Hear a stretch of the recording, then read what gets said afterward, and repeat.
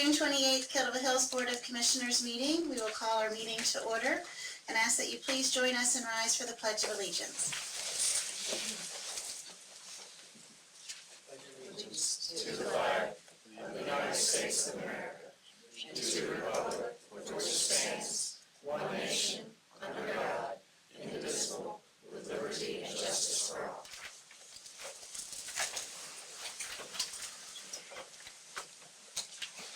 Thank you. Before we move on to our moment of silence, just a special, it's a birthday wish tonight. He's going to be upset of doing this, but happy birthday, James Albany, known as Chip. I will say it's a pretty true, dedicated citizen engagement when you spend part of your birthday evening at a Kildover Hills Commissioners meeting, and we thank you for that. So thank you. And with that, if you could all join us for a moment of silence, please.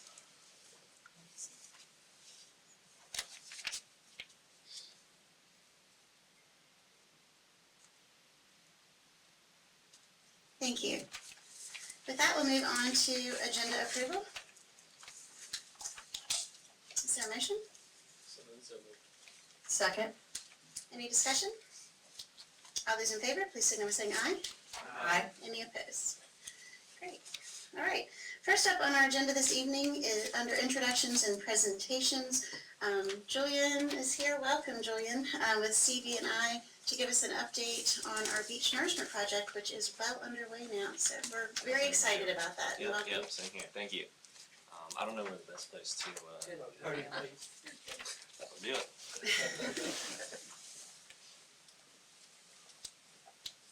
There's a clip right there too.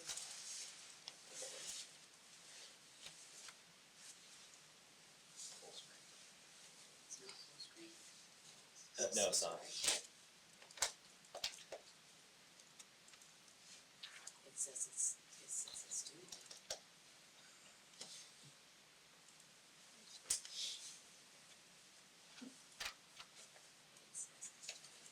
Drag it to the left screen. Apparently we got a new computer, so It's all right. Just bear with us. We'll get it under control in just a minute. it's showing up beautifully on the other side. Brian? Beautiful. See? Beautiful.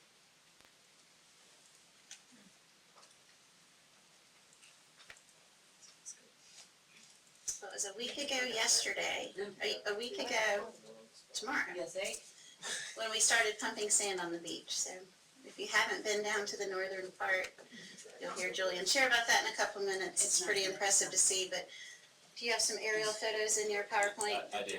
Awesome, because that's really a great visual to see what's happening. Agreed. That's why it's probably 90% of the presentation. Yeah, so that's great. Visuals the best. Julian Yep. and board, it seems that the cables are hooked up incorrectly, and the computer I'm looking at is a pretty one, and the computer you're looking at is the draft one. So if we could just do it from here, if that wouldn't be too much of a issue. It's gonna be in just non-full screen mode is what you're saying. Correct. That's fine. I think we're okay to move forward. And, will we have a copy of this PowerPoint? Yes, We can ma'am. put on our website later if It will anyone be on wants the to website. enlarge it and see it on their screen. Okay, but for the sake of keeping the flow, Sure. we'll work from this. Thank you. All right. Yeah, glad to be here. Like Mayor Davey said, Great Lakes started pumping sand in Kildover Hills on the 22nd, last Thursday around 6 p.m. With the Liberty Island. Okay. So before they were in Duck, they had 3 dredges on site, or they still do. That's the Liberty, the larger one in Kildover Hills. And then there's the 2 smaller dredges that are still working in Duck. And they should be done Duck sometime this evening / tomorrow morning. So we'll have those other 2 dredges at the south end of Kildover Hills near Landing Street as early as tomorrow morning. So that'll be really nice to see. And we'll kind of touch on the schedule adjustment and what led to that, and why those, the main reason is because those 2 smaller dredges are here. So I have a couple slides to show to talk about that. But a little bit of the background, like we're talking about now, we'll go over some of the background and equipment. We'll look at the construction plans, the 4 Subline locations, 4 Kill Devil Hills, a lot of those aerials we were just talking about, and then the schedule. Just a reminder of kind of what to expect moving forward, monitoring, renourishment, and then some questions. So here's our project overview map. Those 2 green areas are our bar areas. For Kill Devil Hills, it'll be coming from bar area A, which is on the right of your screen. There are 4 towns. Southern Shores is included 2 now at 2,500 feet in there. So in total, we're about 8.3 miles and 4 million cubic yards. This is Kill Devil Hills, a little hard to see, but 2.6 miles, and that project will be contiguous with Kitty Hawk just to the north, and that's what we see here. So one continuous project ending 2,500 feet into Southern Shores, and with the Kill Devil Hills taper, the southern taper beginning at Prospect Avenue and moving north. There's 4 possible dredges that will be here. There's 3 on site right now. Like I said, the Liberty has started at Helga Street and is moving north. The Dodge and the Padre will be starting tomorrow, this evening at Landing Street and heading south. And the Ellis Island may possibly show up later in the project, but that would be more for Kitty Hawk. This is a typical hopper dredge. This is one of the Army Corps actually, but you can kind of see looking at the top how they're filling up their hopper. They go to the bar area, they fill up the dredge, and they come back and discharge, and that's what you see offshore. And so this is your typical side view of you have that material, that water filling up the hopper. You have your drag heads on each side being dragged on the bottom, and those are kind of the vacuum cleaners that fill up that ship and then bring it back. This is the Liberty. It's larger than the Dodge and the Padre. It holds about 725 dump trucks worth of sand, whereas we have the 2 smaller dredges that hold about 400, and that's the Dodge and the Padre. So they typically work in tandem. They're a little smaller, hold less, and so I'll touch on it later as well, but keeping that distance down for them to travel is really important so that they're just continuously pumping. This is the Ellis, which would be over 1,600 dump trucks, and so that, again, may come in August, but that would mostly be for Kitty Hawk at this point. It was supposed to be working on Kill Devil Hills, but because that schedule shift, it'll now be more for Kitty Hawk if it does come. This is typical of what we see. This is more of a generic. That red arrow at the top of the screen, top left, that's the pump out station. You'll see the dredge just offshore. That's kind of what it hooks up to. There's a subline, submerged pipeline that leads to your shore pipe, which runs down the beach, and then you get into your active construction area. So those were more generic. This is photos from Duck here. You have Liberty Island hooking up to your floating pipeline out there. That's about 3,000 to 5,000 feet from the shore, and that will connect to the submerged pipeline, which comes onshore. That we'll see here. And so this is a view just looking from the beach. Obviously, you have the dredge in the background, your submerged pipeline coming on shore.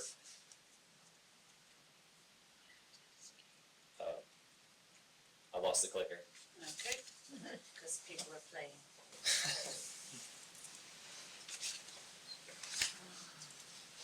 Try again. All right. Yeah, I think it started over. Oh. There we go. And so then we get into our active construction area. I know that's a little small. So our submerged pipeline comes onshore. Then you have your shore pipeline. That's just the 30-foot sections of pipeline on the beach. And then you have a Y valve, and you kind of split those shore pipelines. And so you can discharge from multiple areas as you go down the beach.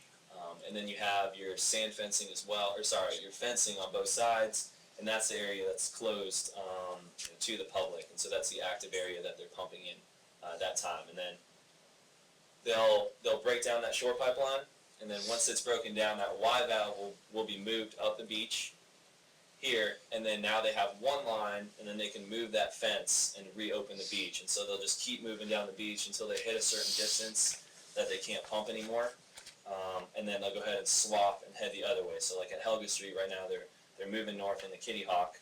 Once they hit a certain distance that it becomes inefficient, they'll go ahead and swap and then start heading south from Helga Street. Looking at the plans, just want to quickly touch on them. And so it runs from Prospect Drive to the Kitty Hawk, Kill Devil Hills line.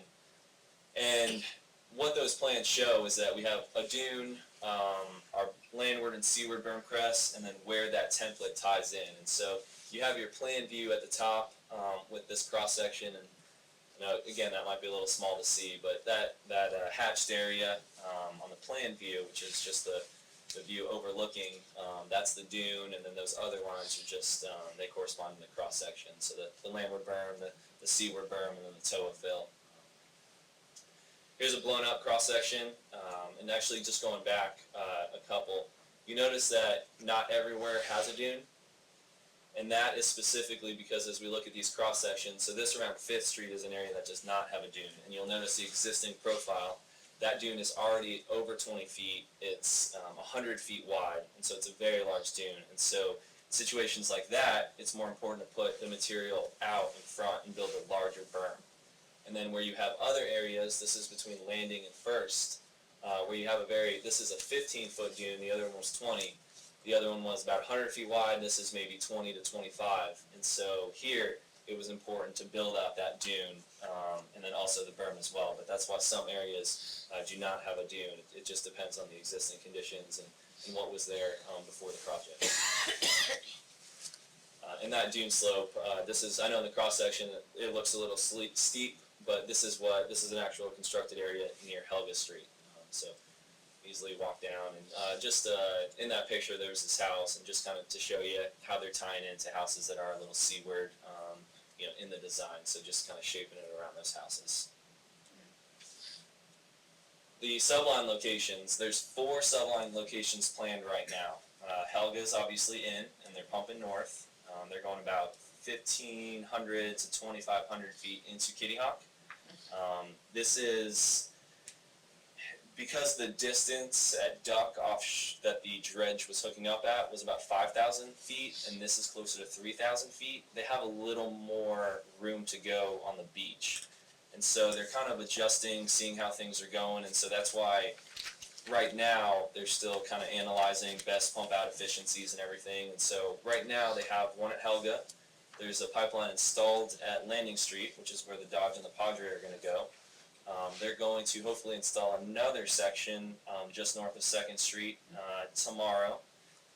And then they'll have a 4th, which is the one that's at Duck now, and that should be sometime next week. That's going to go just north of 5th Street.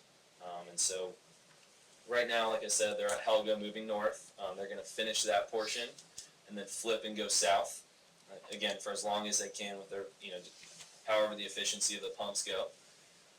Then they also have the Dodge and the Padre starting at Landing, and they're going to move south and finish the taper. And so at that point, with the Dodge and the Padre, they'll be here early July, maybe another 7 to 10 days. And so just depending on how long it takes them to finish that taper, they'll go ahead and flip and then just work as far north as they can before they leave. So, and yeah, some photos. So this is Helga.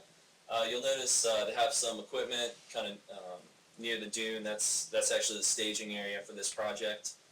They also have additional equipment on the beach, and I know that's hard to tell there. But so this is kind of 24 hours into them pumping right at Helga Street.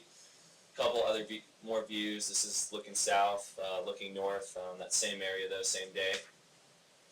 Day 2, starting to turn, starting to move a little bit to the north.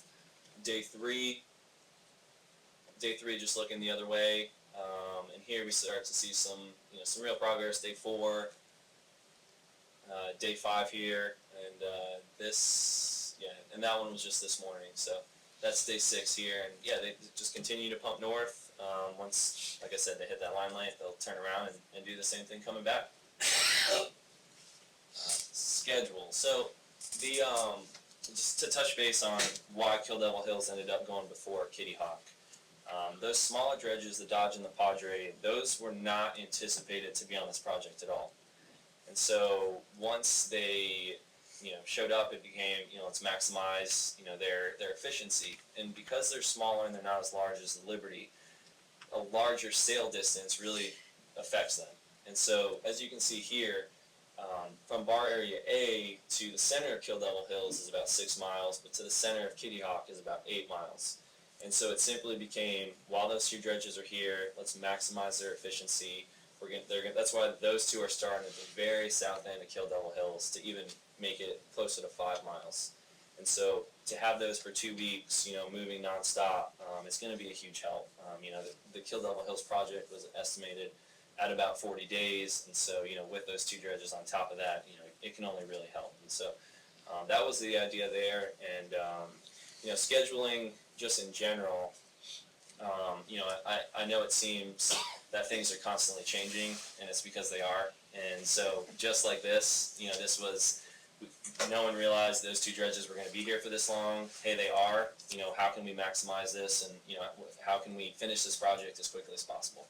And that was the answer. And so the decision was made to move forward with that. And throughout the project, this is just kind of how it works. And we try to inform everyone as much as possible, but things just change. And at the end, it's always for what's best for the project, what's going to get us out of here, or them out of here quickly, out of your guys' way, build the beach and be gone. And we realize it's the summer, and so there's a lot of decisions that continuously are made, but they're made to just maximize the project and be as efficient as possible.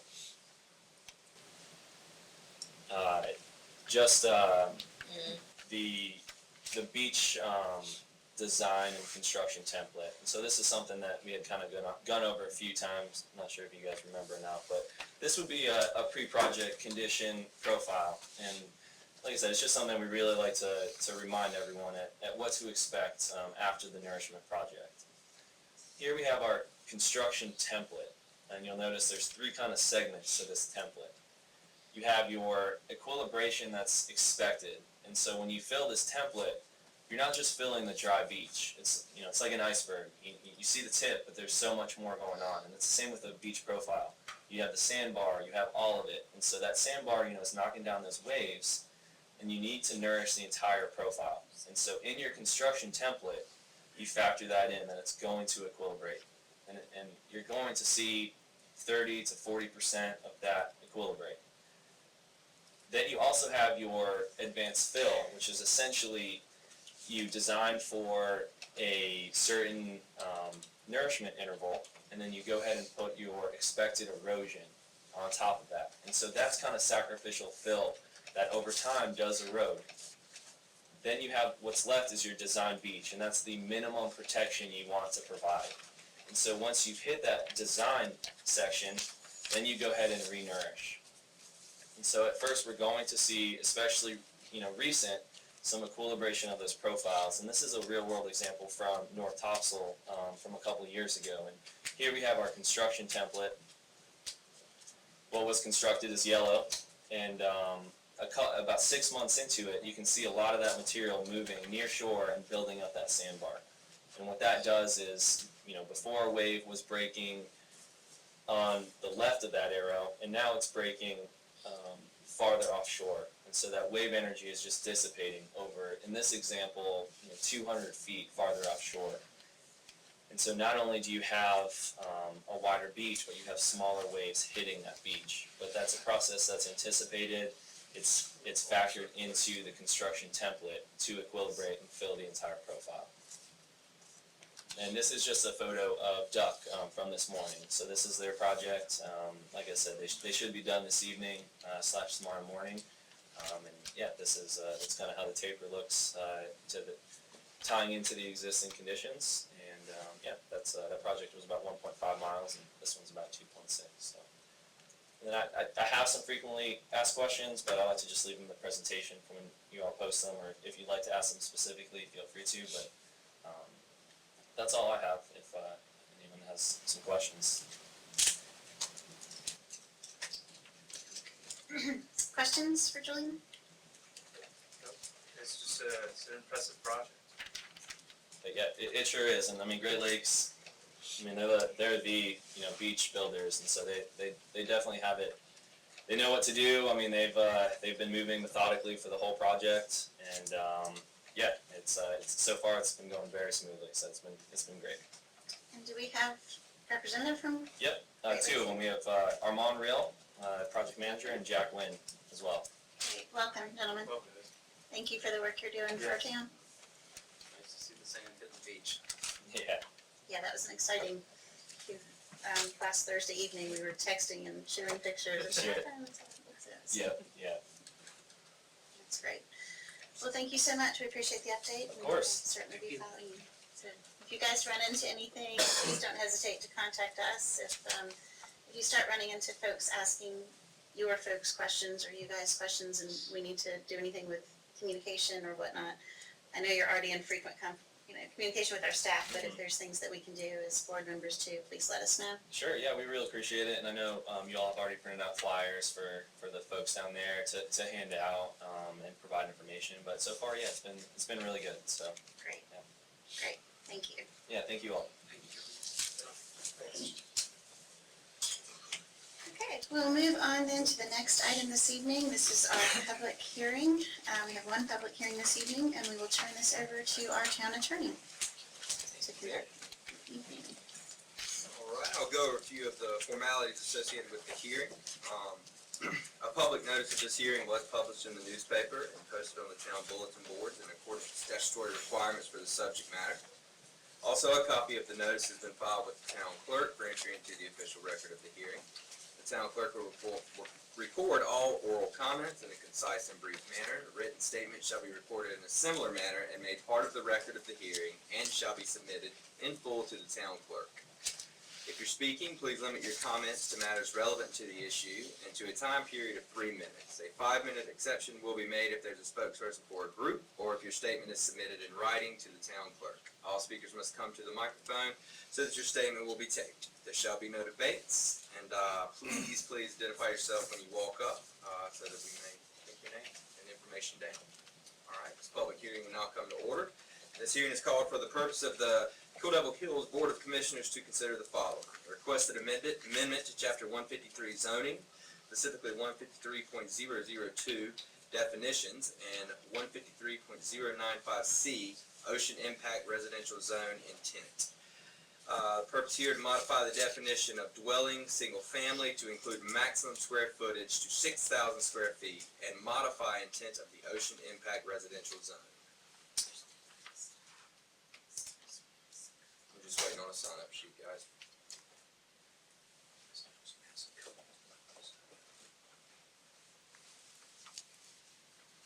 I don't see that anyone has signed up, and after the applicant goes, you're more than welcome to speak if you would like, or if you'd rather speak now, that can happen too. Does anybody desire to speak prior to the applicant?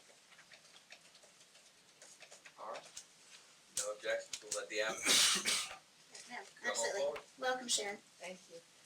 I'm Sharon Nelson, and I submitted an amendment to address the problem with the expanding size of single-family homes, especially on the ocean front.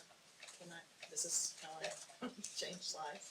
Ms. Nelson, this has been put into a Google Doc and that is not gonna work, Oh, so so you're just you'll- gonna have to sort of wave at me. Wait, okay, Okay. so next. Because she did it on Mac and we don't have Mac, so Okay. it didn't translate well. So we can go ahead and switch that. So over the past 20 years, there's been a growth of single-family dwellings, which has expanded exponentially. Off of the list of non-conforming properties that you submitted in your memo, Meredith, I looked at how things have changed like over the last 15 to 20 years. So in the late 90s, the largest of the single-family homes were typically 8 to 10 bedrooms, and were built that looked to be to me on a lot size of about 25% of the structure to the overall lot size. Today, these structures have ballooned up to 24 bedrooms with over sometimes over 50% of the building to lot coverage. So these structures are large single-family homes. Are typically built on narrow oceanfront lots. The size and the occupancy of these structures continue to push the limits because there is no a limitation allowed on the number of bedrooms that can be built. So due to the large capacity, the outdoor bars and all else that comes with these event homes, they tend to create a lot of noise and other nuisances. Stacked parking and overflow parking problems create safety issues. Construction has sometimes disturbed existing dunes to accommodate some of their accessory buildings. Event homes are commercial enterprises and more closely related to hotels than single-family homes, although they're zoned as single-family dwellings. In spite of their commercial use and intent, developers and investors are allowed to, by their current zoning classification, to avoid some of the public safeguards that are required of other commercial establishments. This is, to me, a zoning fiction which is patently unfair to both the hotel industry, whose structures are more stringently zoned and they have strong, more strict insurance standards, setback rules, traffic and parking requirements, public safety, handicap, fire code, all these things, plus placed in residential areas, they're a nightmare for abutting property owners. The vast majority of residents in the area and visitors alike oppose this kind of overdevelopment and prefer to see the Outer Banks beaches retain more of a cottage aesthetic. I circulated a petition on social media which drew over 200, last I looked anyway, over 225 supporters. And of those, there were probably 100, maybe more, people who commented against, voicing their opinion against the construction of these large single-family homes. There's one going up close to me, and that's kind of how this all started. I sent a link to all of you so that you could actually read the comments. Some of them residents, some of them visitors, but all of them were against the continued construction of these large homes populating the ocean front. So again, most visitors and residents overwhelmingly oppose these mini hotels on the ocean front, and if we continue to allow them to be built, then it's going to diminish, and eventually we're going to lose our Outer Banks identity. Large single-family home size has been limited in other towns in the area, and most notably Nags Head and Southern Shores, by restricting the square footage of habitable living space. The town of Nags Head limits large single-family residences to 5,000 square feet of enclosed habitable living space, and that's the language. We can change the screen. That's just the language of their zoning ordinance. They don't, I couldn't see where they, put in any more detail what habitable living space amounted to. I think they probably just use a plain English name. The next one. Town of Southern Shores limits theirs also to 6,000 square feet of enclosed living space. They do go on to define what that living space is based on top plate, and they define top plate. They also created a separate definition for event homes that had an additional set of regulations that went with that on how that was defined. And so that's just a copy of my amendment as I submitted it. Move on to the next page. Okay, so when the planning board discussed this last month, it appeared to me that the primary concerns were due to the number of non-conforming uses that this amendment would create if it was passed, and also the potential loss to investors, but in particular the potential loss to investors resulting from any rebuilding in the event of damage to a non-conforming structure greater than 50%. Also, some concerns included down zoning and where somebody was holding a property with some future intent to build a large single-family home, and they would be restricted to size. There was also some objection to the arbitrary language in the intent clause, and the limit to 6,000 square feet. So, next slide. So I want to just address some of those issues briefly. So every zoning change that's ever been approved is going to, by definition, create a certain number of non-conforming uses, which are typically grandfathered in. Every property owner who builds or purchases on the ocean front, and me included, runs the risk of loss in the event of a catastrophic event, such as a hurricane that would take down more than 50% of your property. I was always told, any place I ever looked on the ocean, I was warned of that, and just keep that in mind, that if hurricane knocks us down, you may not be able to build to the same degree as your property was before. So purchasers of oceanfront property are warned of this, and that may mean that they can't rebuild in the same way as before based on changes in CAMA regulations or the size of their lot or new zoning regulations. And property owners tend to assume the risk. It's a risk versus benefit, and you understand the loss, and that's an assumption of the risk. So large and single property, I know it was, some notice was made of, these are big investors and big investments, but in my mind, the small property owners who build on the beach and who have to accept this risk are really less equipped to shoulder the losses than are the big corporate owners, and I think that should apply across the board, and no special treatment should be given to big developers just because we're talking about a big investment property. As far as the speculative investment, property owners who have purchased but taken no steps towards development of their property prior to zoning changes, I don't think are typically protected as their investment is purely speculative. Now, if they start plans, if they start building, that's another thing. Next slide.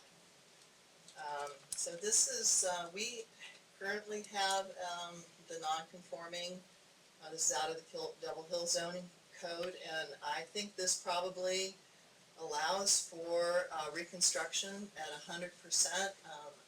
Maybe would need adjustment to as of the state of this enactment, but I think those concerns about nonconformity in the building, if they're not already addressed, they could easily be addressed with another revision to the nonconforming clause. I copied down next slide. The town of Nags Head, they have one similar to ours. They don't limit it to the time frame that ours does, but they allow, it looks to me, the rebuilding in the event that the same footprint can't do more non-conforming, but they wouldn't be necessarily constricted to the 6,000 square feet. They could go back to their same amount, should that be the case.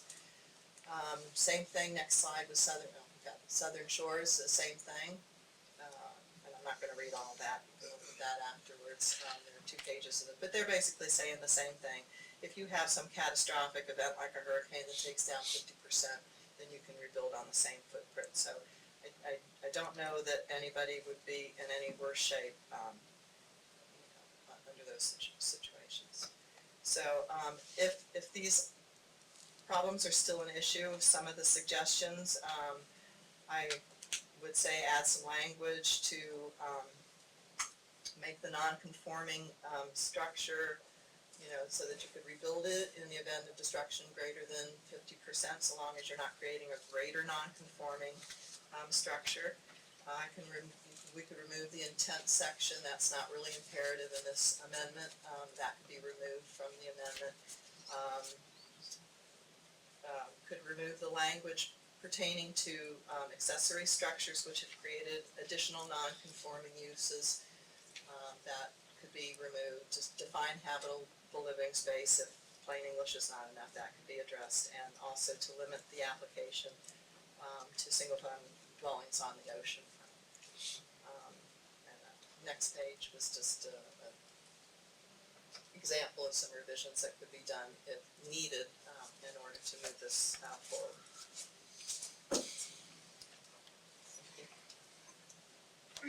Excuse me, thank you, Sharon. Thank you, thanks. Thank you.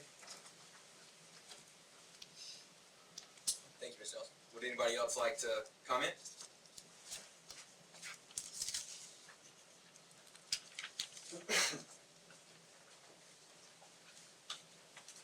Good evening. My name is Matthew Byrne, and I'm at 1623 Wood Duck Lane in Kill Level Hills. I'm not going to repeat anything that Ms. Nelson had to say. I think she's spot on with an awful lot of information that she's provided.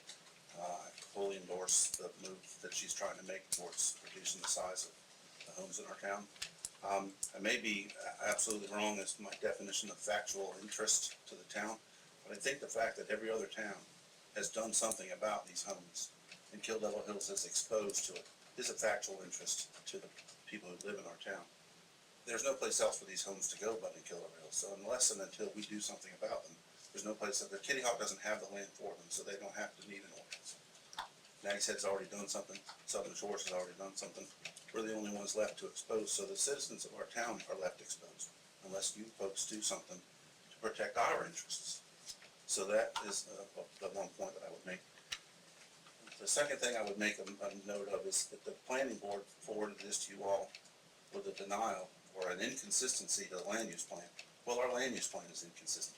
It is so old that it doesn't address these homes. No one in 1997 had any idea the greed factor that was going to be taking place on our ocean front. So they need to be in a moratorium along with the hotels until we can resolve that issue of our land use plan. Finally, as far as being sued, we made changes to the height ordinance. There are 3 or 4 hotels that are higher than that height ordinance. We haven't been sued by any one of those folks. We haven't been sued by anybody else that owns property that wants to build a hotel. So why would we be sued by anybody that wants to build a big house? So I don't think that that's an argument. Thanks so much for your time. Thanks, Matt. Anyone else? Yes, sir.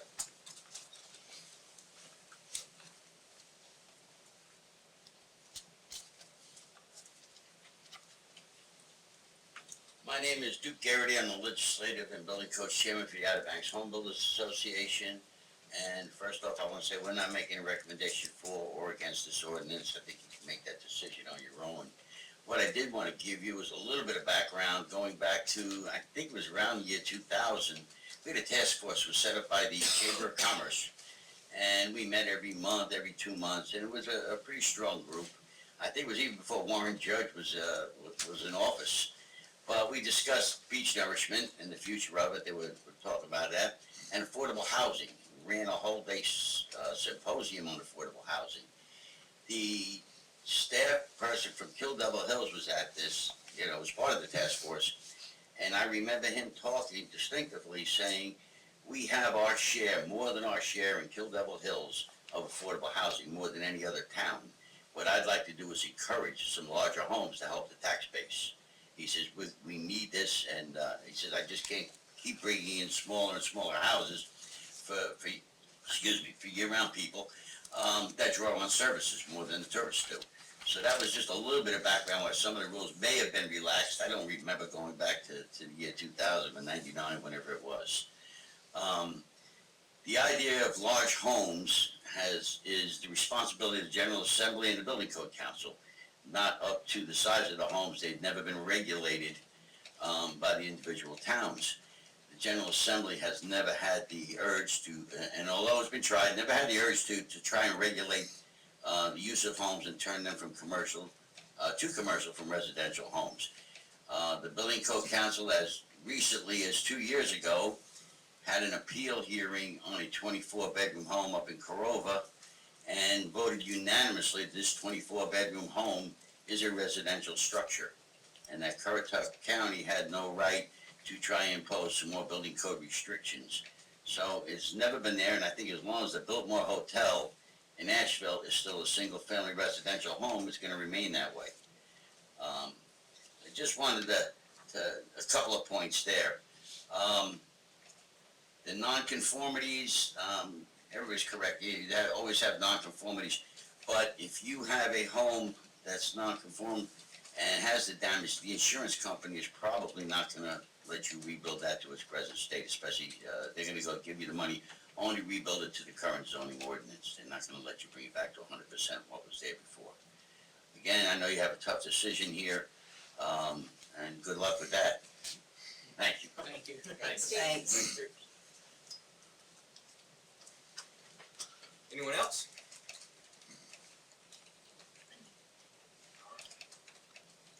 Hearing none, this time I'll turn it over to the Board of Commissioners for discussion. Thank you. Start, Michael, you have comments to share, thoughts? Yes, I cannot support this amendment as it is currently written. I've been thinking about limiting the size of single-family dwellings ever since I attended the planning board meeting back in May. I agree with the comments provided by the staff that if we want to limit the size of these structures, we should create a new defining term and then develop specific regulations. Staff also suggests replacing the term enclosed habitable living space, which is not defined in the zoning ordinance, with gross floor area, which is defined.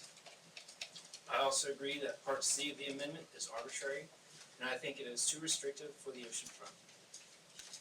It is no doubt in my mind that the vacation rental homes are commercial enterprises, and it is easy to cry foul since they are considered single-family dwellings. But let's not rush into limiting something without first careful study of the facts and deciding what would be in best interest for everyone. Let's also not forget that these homes provide a lot of revenue for the town and a lot of jobs for the local population. One vacation management company told me they employ around 500 people. These homes also provide something more important than money to some people: memories. I'd like to share with you some of the reviews that I've found from people that have stayed in these homes, because I feel that it's important to represent both sides of an issue. So I picked 4 reviews out of a whole bunch. This beautiful house and this vacation has brought our families much closer together. It has been an amazing experience living in this dream house for a week, from watching movies in the theater, collecting seashells on the beach, and watching dolphins from the balcony. This has been truly a memorable vacation. While some of us stayed in and enjoyed the house, others explored the towns and attractions. But everything we've done here has been truly amazing and unique.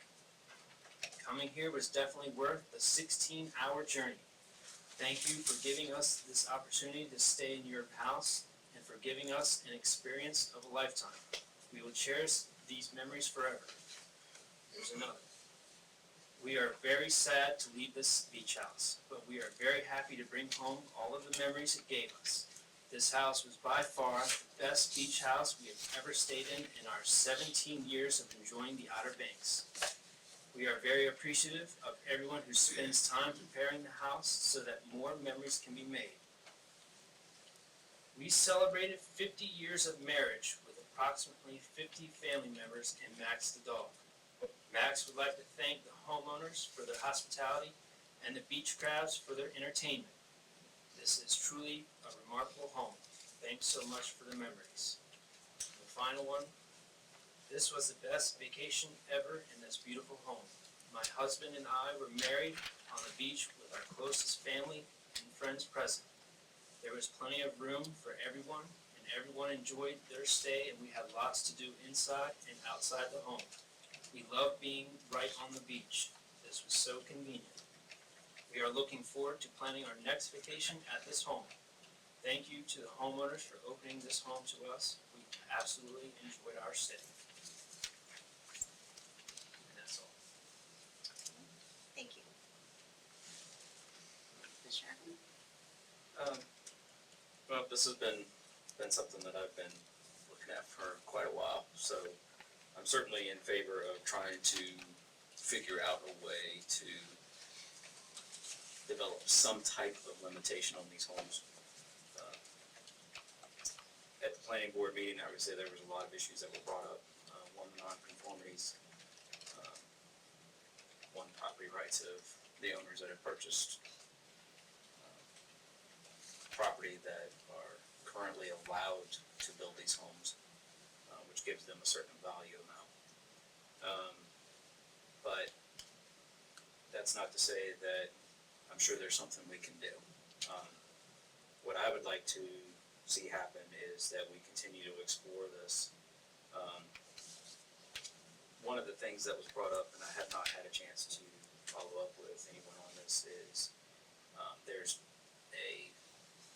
it was mentioned that a potential third classification of home was being developed at the North Carolina state level. Is there a way to do a potential moratorium until we either know that that's happening or not going to happen? If we decide not to do anything, is there any moratoriums that are potential or possibilities? Parking, whether or not it fits on the lot, has been one of my issues for a while, the stacked parking.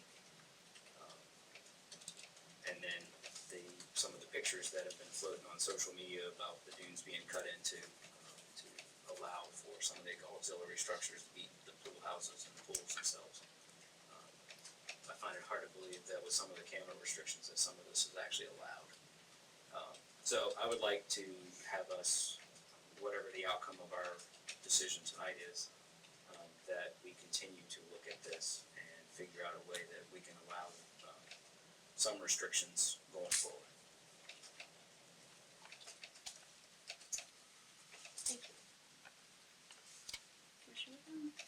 I want to thank everybody who emailed us and texted and called and posted on social media. I want to say we're listening to you. Your voice is being heard. I'm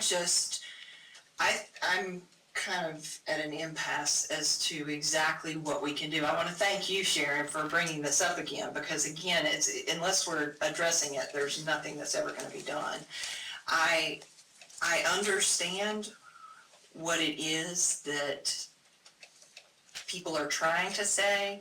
I'm just not sure what we can do how we can go about fixing that. I know in talking with staff that we need something tangible to be able to limit. I think this was looked at as being arbitrary because, again, where did that number come from? I'm not sure where 6,000 came from. Is it because that was the highest number that, it's because Southern Shores had that? I'm not real sure. I'm looking at it from a legal standpoint as well, and I will throw this to Casey and say, I want to make sure that we look at all sides of this and make sure that we look at the owners of the properties as well to make sure that we're protecting their interests. Because I do think I see where it sounds simple that we could say that they could build back to 100%, but as Mr. Garrity said, that's up to the insurance company. And I think there's always more deeper when you look at that. When I first looked at the approximately 60 non-conforming structures, or non-conforming structures that there would be, I wasn't accounting for the ones that hadn't been built yet. So that adds even more to that. So you can take a property that's worth $1.2 million right now and cut that in half if we were to approve this as it's written. So in looking at this, I think if we throw this back to staff, we would have to say, what is it we're really looking at limiting? Do we want to limit the parking? Do we want to limit the noise? The aesthetics? What exactly is it we're looking at specifically? I think we really just need to get to the nooks and the cranny of this to find out exactly what it is we want to do before we just tackle it, give it a number, and go there. So it's not that I don't hear you. I do, and I know there's a lot of people that have some very, very strong opinions on this, but I just think before we jump in, not knowing all the ramifications and every side of it, we need to really, really be careful. So I don't want anybody to think that we're not listening to you, because we are, but there are so many different sides to this. And we do have the and you're very correct with the land use plan. We really, we're kind of a little before ourselves on this. I would feel very hesitant in passing anything before we complete the land use plan that we're getting ready to talk about later. I mean, not that I can predict what I think's gonna come out of that, but, and I think we'll probably all be right on that, but it would be unconscionable of us to do something before that, honestly. What they said. No, I agree with most of what Michael said, all of it practically, and you guys too. It's a very difficult situation, and I think we have to think of all the parties involved. Although the idea of big houses has always been, always in the past 10, 15 years has been a problem for some people that just don't like the way they look. We also have to consider the people that own the property. There's, if I may borrow a little scenario that Michael mentioned to me earlier, is there may be an elderly couple like my wife and I that own an oceanfront cottage, and we're planning on using the equity we have of $1 million or whatever to retire on or send the grandkids to college, and our board does something that turns that value into $600,000 or $500,000. That's a pretty heavy blow. We want to do that. I don't know. I'm not sure that we do. I mean, that wouldn't be our intent. It may be the result of what we do, but it wouldn't be our intent to do that. And I'm also curious as to why is a condo unit with, say, 12 units and each of them has 2 or 3 bedrooms, how is that different from a 20-bedroom home sitting next to it? Relatively the same amount of people, the same amount of pressure on the beach, same amount of stress on the time services. So I don't know if there's any more trouble comes out of a big house than there is out of a little house. You could have a 3-bedroom house with 10 people in it, and the police chief or the assistant chief may have to send somebody out there 3 times during the week, and maybe the big house next door, you don't hear a word of it at 10 o'clock. So it's the people, it's not the house. It's the people in that regard, about the noise or whatever the problems might be. And the issue of parking, I think, needs looked at. I think it should be set up in a way that everybody can get out individually without having to move 10 cars. I think that would be one of the things that we should put on our list for consideration. And yeah, the land use plan, we're gonna try to get that done ASAP, and I agree with others on the board about how that's gonna turn out, the survey questions. We have 85 to 9% of the people don't want buildings to be any higher. We may have a similar thing when there's a high percentage of people that don't want big houses anymore. And when and if that happens, then we're gonna have to, we won't wait till then, I don't think we should, but we start looking at it now, but once that happens, we can get a better idea of where we might wanna go. And I don't know if it would be too soon to try to set up a working group or interested parties and, you know, informally or formally get together and talk about the issue and get input from the builders, the property owners, as ordinary citizens, maybe a representative from the town, from the board, might be a consideration. But I don't think there's anything we can do about it tonight. I think it requires a lot more scrutiny. But I thank all the people that sent the emails we have. You know, I printed them all and I read them and highlighted some of the stuff. I'm not going to read it. But, some of the comments that were good and some that weren't so good. But it's something that we dealt with once before, and other boards dealt with it prior to that, now we're dealing with it again. So maybe it's time we should do something. I don't know what the do is, but to do something. Well, I certainly like the idea of creating some type of group to start discussions.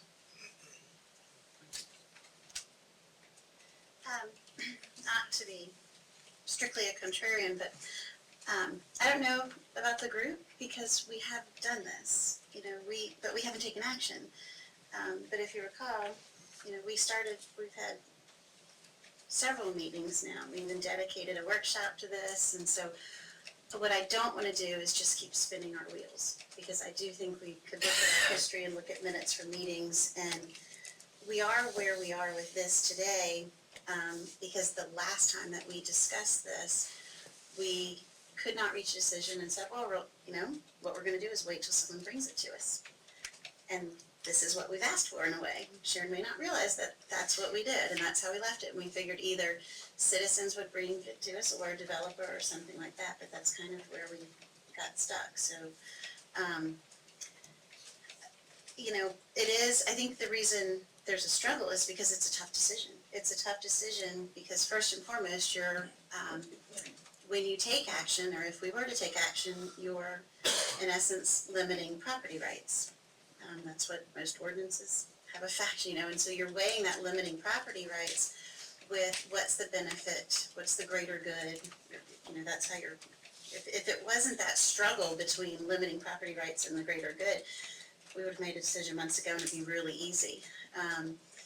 So you look to then, how do you make a decision that's so big like this?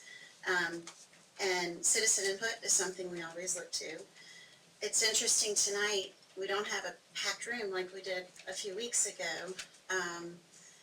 And I'm not gonna necessarily try to interpret that. We are in almost July, people are really busy. There were a lot of comments I went through today to read them on the link that you sent. Opposition, we did get emails in opposition. I think we all know that it's a concern for people, and I think it's a legitimate concern. Trying to pinpoint the specifics of what the concern is. Is it the size? Is it the associated use with event home? In my opinion, I think it's those two are the primary issues. And with size, it's twofold. One, I think it's just big, and if you're sitting beside something that's not as big, and then you have really big, that's an aesthetic issue with that size. For me, and I remember saying this when we discussed this before, the safety factor is of greatest concern with me when you come to this size.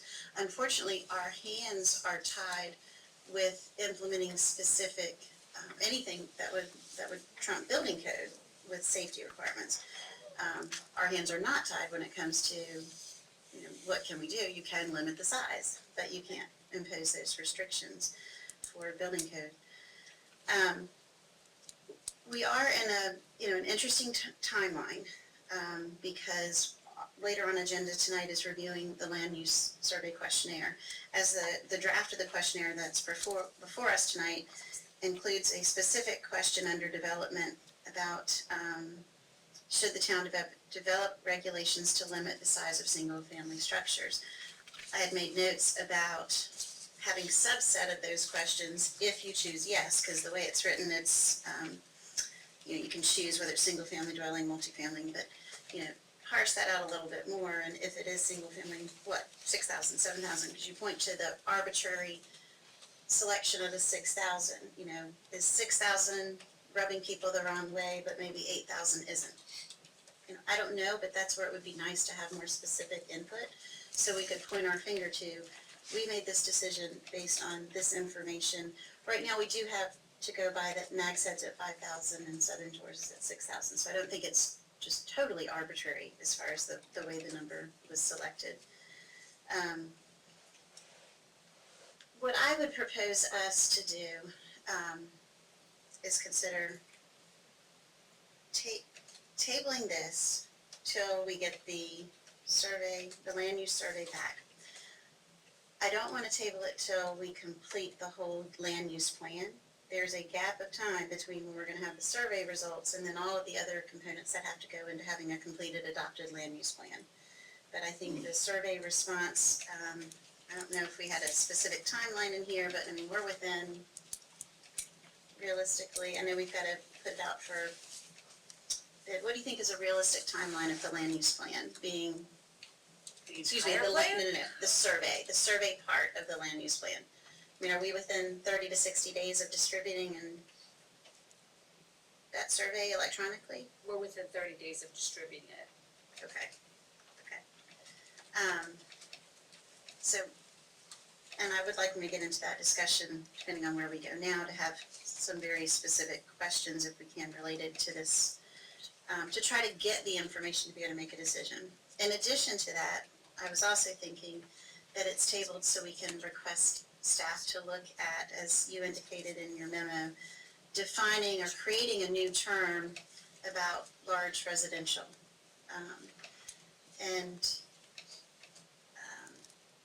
I also would like information on, are there any regulatory options for event homes that we would be able to explore? Because to your point, you can have let's say we put 6,000, if that were the number down the road that is chosen, if those are still being used for events and the events are creating an issue that we aren't adequately able to address now, then I would like to be able to have that in place along with what we're looking at for restriction in the size.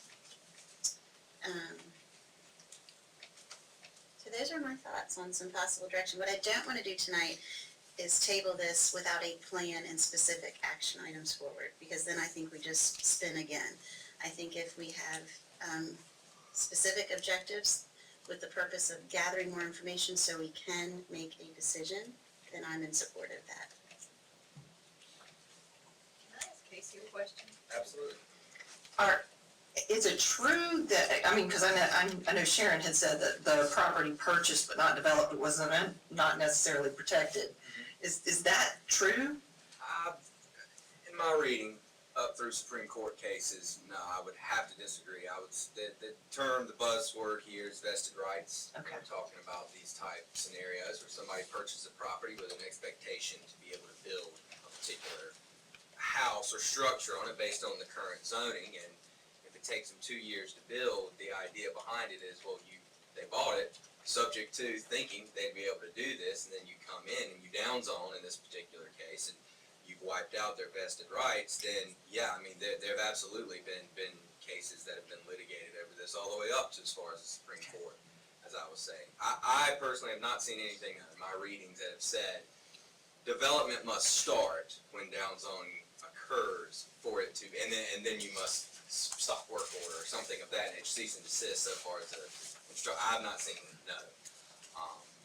But it's certainly something, vested rights are certainly something to be taken into consideration. I would absolutely encourage you to do that, only because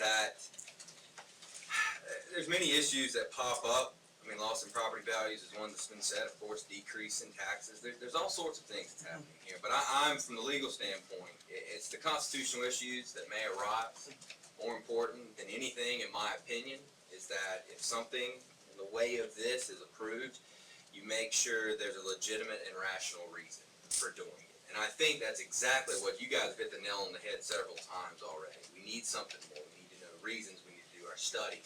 And I believe that to be absolutely correct. I would say that to say they just don't look good, that's not going to fly. So that's something that will not hold up in court. And I would absolutely suggest looking and formulating again this rationale for doing what you're doing, no matter the decision made now or a year from now. So Thank you. That's I saw some hands up, some folks that may want to speak again during public.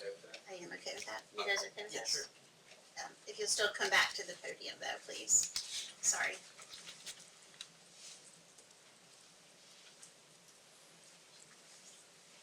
I just wanted to make a suggestion to your action items, that if it would be permissible to engage Southern Shores and nags it and have the discussion with them as to where they came up with their 5,000 and 6,000 number, so that you're not carving that wheel out of stone again and determine where they came up with, so you eliminate that arbitrary capricious issue.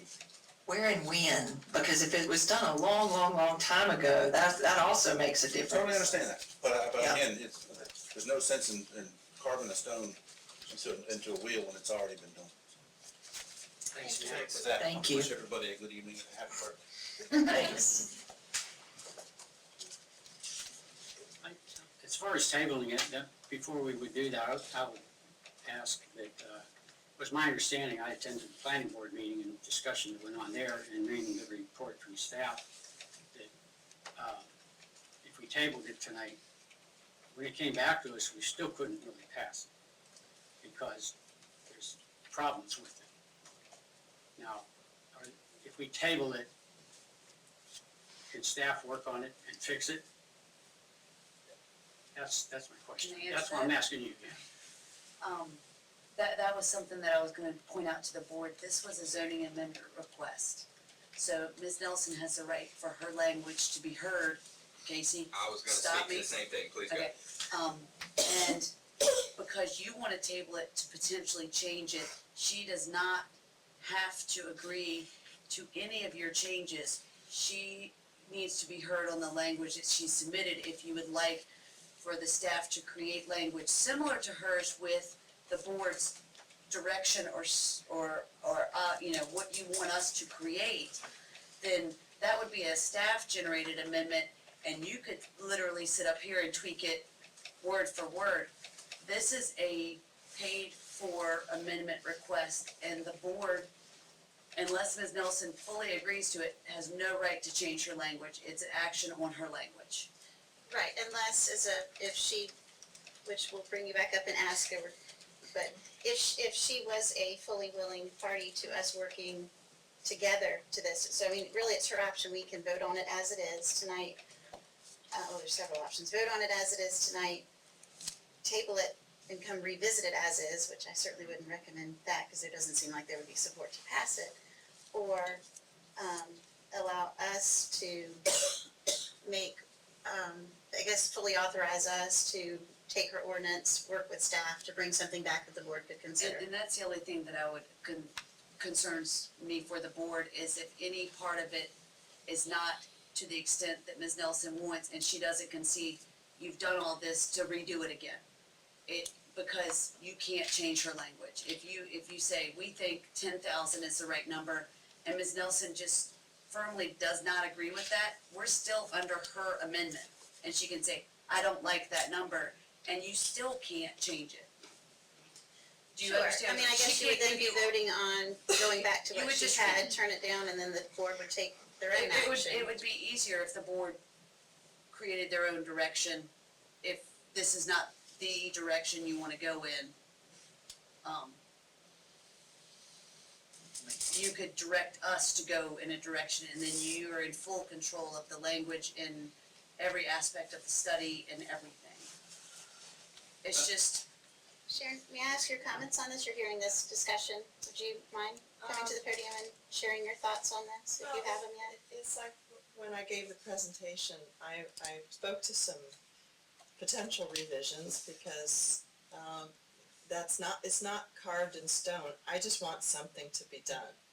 And I think most of the town wants something to be done. And so I'm not gonna nitpick about the language and all the exact details of my amendment. I just want it to go forward and see some progress made on it. And hopefully it ends up resembling something like the core of my amendment, which is what I care about, limiting the size of these event homes, of these single-family homes. And all the negative stuff that comes with that will go away if the size is limited. So if that's gonna accomplish the goal, tabling it and you guys work out the details of something that you can vote on in a positive way, I'm fine with that. I just wanna see something happen. I would defer to Casey for his Yeah, recommendation. I'll break it down the way I guess I look at it. So, obviously the key comes, Meredith was correct in everything she said. So where are we at? Well, the key comes if we tweak it. Now, why would we not tweak it? Well, if the language as written, if you guys are comfortable and don't imagine that you would change it, and if our land use survey comes back and provides us with some of the details that I know at least some of you guys are seeking, okay, then we're off and rolling. Now, I would have to say, I think the likelihood of that, of no amendment, of no revision to what's going on, this is just based on what I've heard, is going to be slim to none. I don't know that this is something that's gonna stay where it's at. Mayor, you are correct, however, that yes, there's consent that can be given, and anything can be agreed to is kind of the way I see that. So sure, that could be done, but I think it is important to keep in mind the limitations, and I mean, time means something to many people. So if it does become a waste of time, if that's the right way to say it, then yeah, I mean, I think some people, you're going to find some upset people. I think it's a decent idea to maybe take this as a boilerplate, as a template of some sort, and as opposed to tabling, which does, again, restrict. I don't think Ms. Nelson's even, I haven't heard her say at least, that it would upset her if we did not table it. It sounds like she wants something done. She's here tonight to ask you guys to take a long, hard look. And I think the best way to do that, in all honesty, if, again, this language here, if you feel it needs some revision, is to not table, to deny, and then, of course, this is not rendering my personal opinion, but to deny and then have staff work something up. I do think that would do away with some restriction, and as a matter of fact, Ms. Nelson's input could be used. I mean, she could be more than welcome to present ideas. The public always is. So, I do, for something like this, I do think that, you know, starting with a clean slate or an unrestricted board or unrestricted canvas, if you will, it may be something proper here. Those are my thoughts. Okay, thank you. So, us directing staff to work on something over the next couple of months, whatever, isn't contingent upon us tabling this. We can do that anyway. We don't have to. Well, we could have been doing it for 9 months, yeah. Right. Yeah, But no, if we we, definitely. no, I don't know, I'm not sure, the way I see it, if you table it, and when it comes back, we can't pass it the way it is. And we can't change it, right? Well, if you So- table it, you could certainly pass it the way it is, Well, you could. but I don't think there's enough support to do that. But, Well, that's what I'm and you saying. could table it and bring it back, and it's my understanding that if Ms. Nelson's in complete agreement, then it could be approved and voted on. If she's in agreement with No, any you can't- changes. You can't change it, right? If she agrees to the changes, if she doesn't agree to the changes, then you've created something that you can't vote on. And would it still have to go through planning board? Any change will have to go through planning board.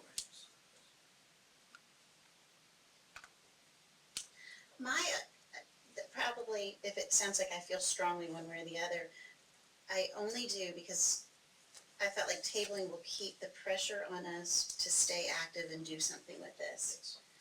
And I'm okay with, if we agree to take an action tonight, then I just will be every meeting talking to you guys that we, you know, it's a tough decision.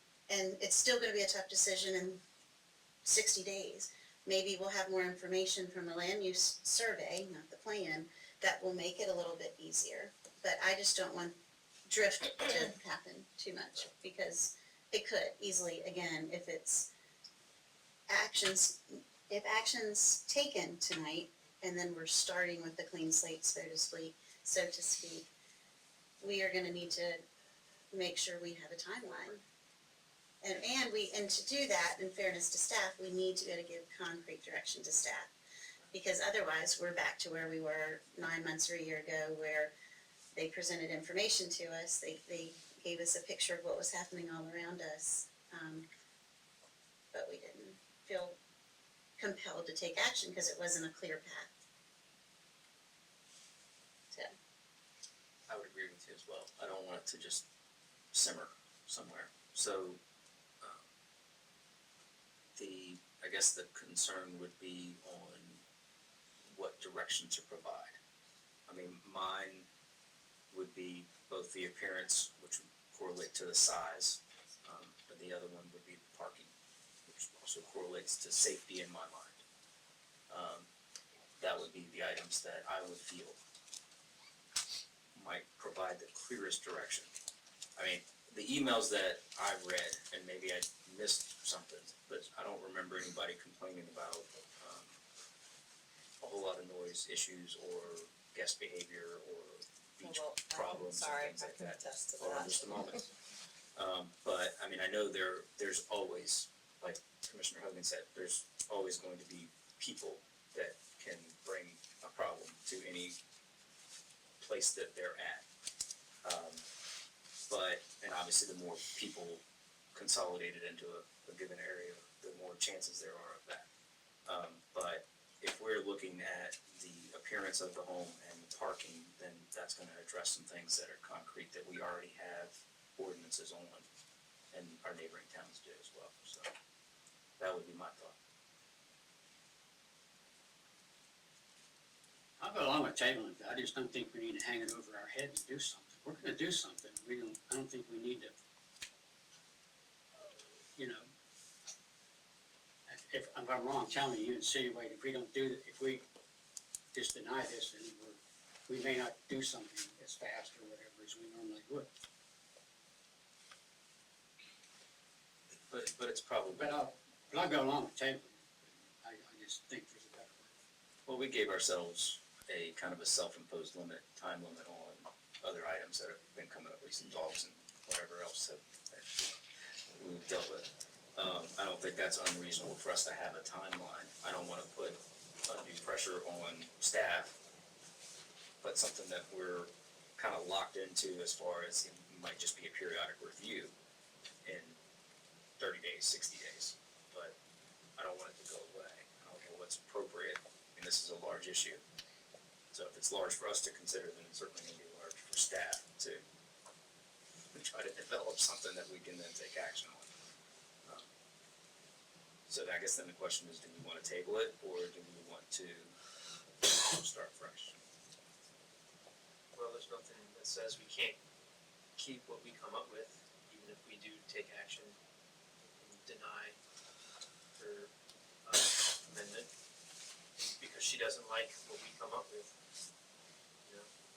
Well, but if I'm understanding correctly, if we build on this amendment, then that action, and if Ms. Nelson does not agree, then we have something that we can't take action on. The process would start up. The process There would would have be a to start staff over. recommendation that would You go can through. use Ms. Nelson's amendment as a stepping stone to give staff direction to create a new amendment that you would have full author control over. And staff can bring you several different ideas and variations of an amendment that addresses different issues that you bring up, and so that you have a balance that you can look at, and that's more difficult when you're working under a zoning request. So that was the only, what I was just trying to tell you. I think it's our job to put pressure on staff. Because you said what? I think it's our job to put pressure on staff, right? But you can handle it, right? Absolutely. I would just rather see it denied, and if we can take it up and make something through the staff, they can give us some examples. And if that's the direction that we'll go, I'm certainly in support of that. I want to make sure that you know that I appreciate the time and effort that you have put into getting us to where we're at today and getting this conversation going again, and we're not gonna let it go away. That's right. I think we needed something to get us started, and we had talked about this before. We just needed a direction, and that's, like I said, we need something specific to, and I think you're right, parking is one of the things that we have talked about. I think that's a big issue, and of course, the size, but I'll go right back to what I was talking about before. I think we need to look at the legal issues, and I think that's huge. I I think legal has to be involved in this, and we have to make sure that we look at the other side of this as well, and make sure that the people that are holding those properties are covered as well. So there's always two sides. So my thoughts, and if the board will agree to have some timelines, then I do think that the flexibility of being able to work on the ordinance from the starting point that you've created, but doing it outside of this will actually, at the end of the day, probably speed up the timeline. Because otherwise, we have to make sure everything that's done before it comes back and considered first has your approval, then still goes to planning board, then comes back to us. And if for some reason, well, if it doesn't have your approval, we've lost that time too, and then, so. That's what Casey was saying. Yeah, so I'm thinking, but to my point before where I felt strongly about the tabling is, you know, having a timeline. I think though if we could agree to have something, so we only have one meeting in July. Hopefully during that we'll get enough done tonight where the land use survey may be started in July. So by our August, I think we meet August 14th, that's what I was trying to look up the date. That this would be, we set this as an agenda item. 14th is the date. Meredith, could I ask you, in your opinion, if you were to work something up for us, a couple of options, would you be able to do it by mid-August? We could, with some direction from the board, we could try to work up something. We will not have the land use plan public opinion back by August 14th. How long are we planning on circulating the electronic survey? Well, we were doing an electronic survey. There's several aspects of the public outreach that we're still working out, and it's going to depend on how far we go with that as to how long we're going to need to leave it open. But I was hoping at least three weeks, if not 4. And then it takes a little bit of time to do the analysis and take the analysis and put it into something that everybody understands. We were hoping to have that done September, early October, and in the meantime also be working on the RFQ for the consultants, so they were sort of moving at the same pace, so that at the same time you were getting the land use plan results, we would be bringing you a consultant recommendation to start our land use plan. And that was, I think if I remember the timeline, it was the September or October meeting. Obviously, we would push for September. Meeting in September is on the 11th. And then we have one October 9th. But that was a land use plan timeline, and I don't know if that wants to play a factor into this. I But think the survey part of it? Yeah. I think definitely, I think it, you know, the survey, even in its draft form right now that we will be discussing in a little bit, will provide information and provide then data to match with the decision that we make. in So, August, if the board would like, staff can try to come up with some very pointed questions that would give us direction in the meantime, while we're waiting for these results, to start looking for other people that have done it before, ordinances, the rationale that Casey's talking about it, the whereases, the therefores, and so that we can, you know, some of our ideas maybe and get a general head nod before we start fully developing any type of regulatory language. If that would, so we keep it on track, we can bring at least an outline, maybe in August, for the board to look at.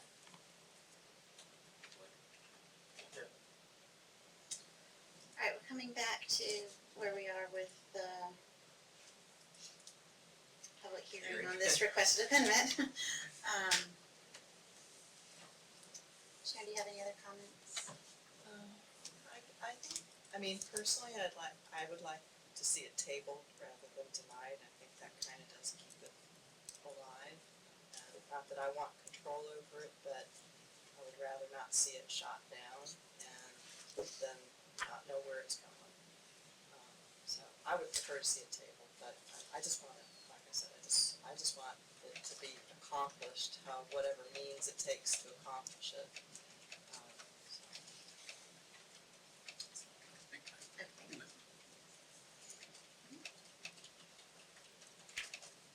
How often do we do something like this? The person that's requesting an amendment, we work on it, check with them first before we decide what to do. That sounds like what we're talking about if we take. I think it's a little unprecedented because we don't really have that many citizens that bring forth an ordinance request. Yeah. So it's unprecedented, and again, I think we all commend her on her initiative she's driving us to do something, We want and to set I a think that's a precedent. good thing. And we want to set a precedent, which we would be doing if we did that. And somebody else came up and said, well, you work with Ms. Nelson on that. And had her come to the office and ask her how she liked this or that. And, I agree with you, by the way. I'd be happy if they never built another 14-bedroom house. I think we can do that. I think we can do something to see that that happens. I just think the way to do it is what we do, is have staff work on it and bring it to us in a timely manner.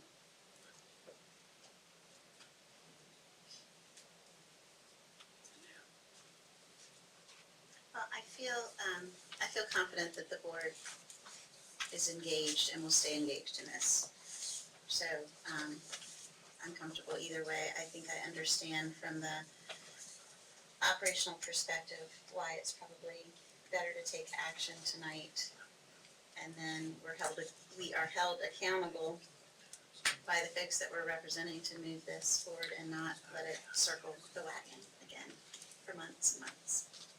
But we use the time within a structured plan to gather the information that we need.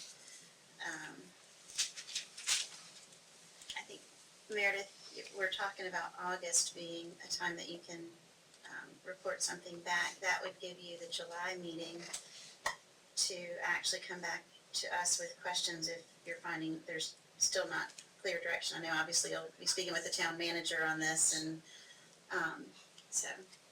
I think that we'll have several approaches for you in August, and a lot of those will give us your clear direction. You know, we'll give you a wide, in an outline, we'll give you a wide variety of things that we can, in working with Casey, is that we can actually regulate and have a good reason, the strong whereases and therefores, so that we are protecting the town's interest while we're trying to balance the property owners and residents' interest also. So it's gonna be a three-scale balance from what I see, and there's gonna be a lot of options. And there's gonna be some things that maybe we wanna do that Casey's probably gonna tell us that at your own risk. A lot of case law research, absolutely. So I think it's gonna come with a lot of options, and once we get those, then development of the regulations will be worked very, very closely with Casey. Make sure that we're doing it correctly. And before, just one comment, since we've had talks about the tabling issue, another aspect of tabling, talk about restrictions, you will have to set a time certain and date to bring it back. That's required by our ordinance, and my statute. But anywho, that's gonna have to, it'd be a scenario where you're sitting here and you're saying, okay, in August, we've gotta come back, we've gotta hear this thing. Whether we're ready or not, whether we've got the research we need, the support, does have to be set tonight, if we take it. And it's tabling, hearing it as a public hearing, or is it? Yes, it'd continuing come the back, public it's hearing. continuing, it would come back as a public hearing, but tabling the amendment language that we have in front of us tonight, again, you've talked about the idea of the cooperation and the approval and things of that nature.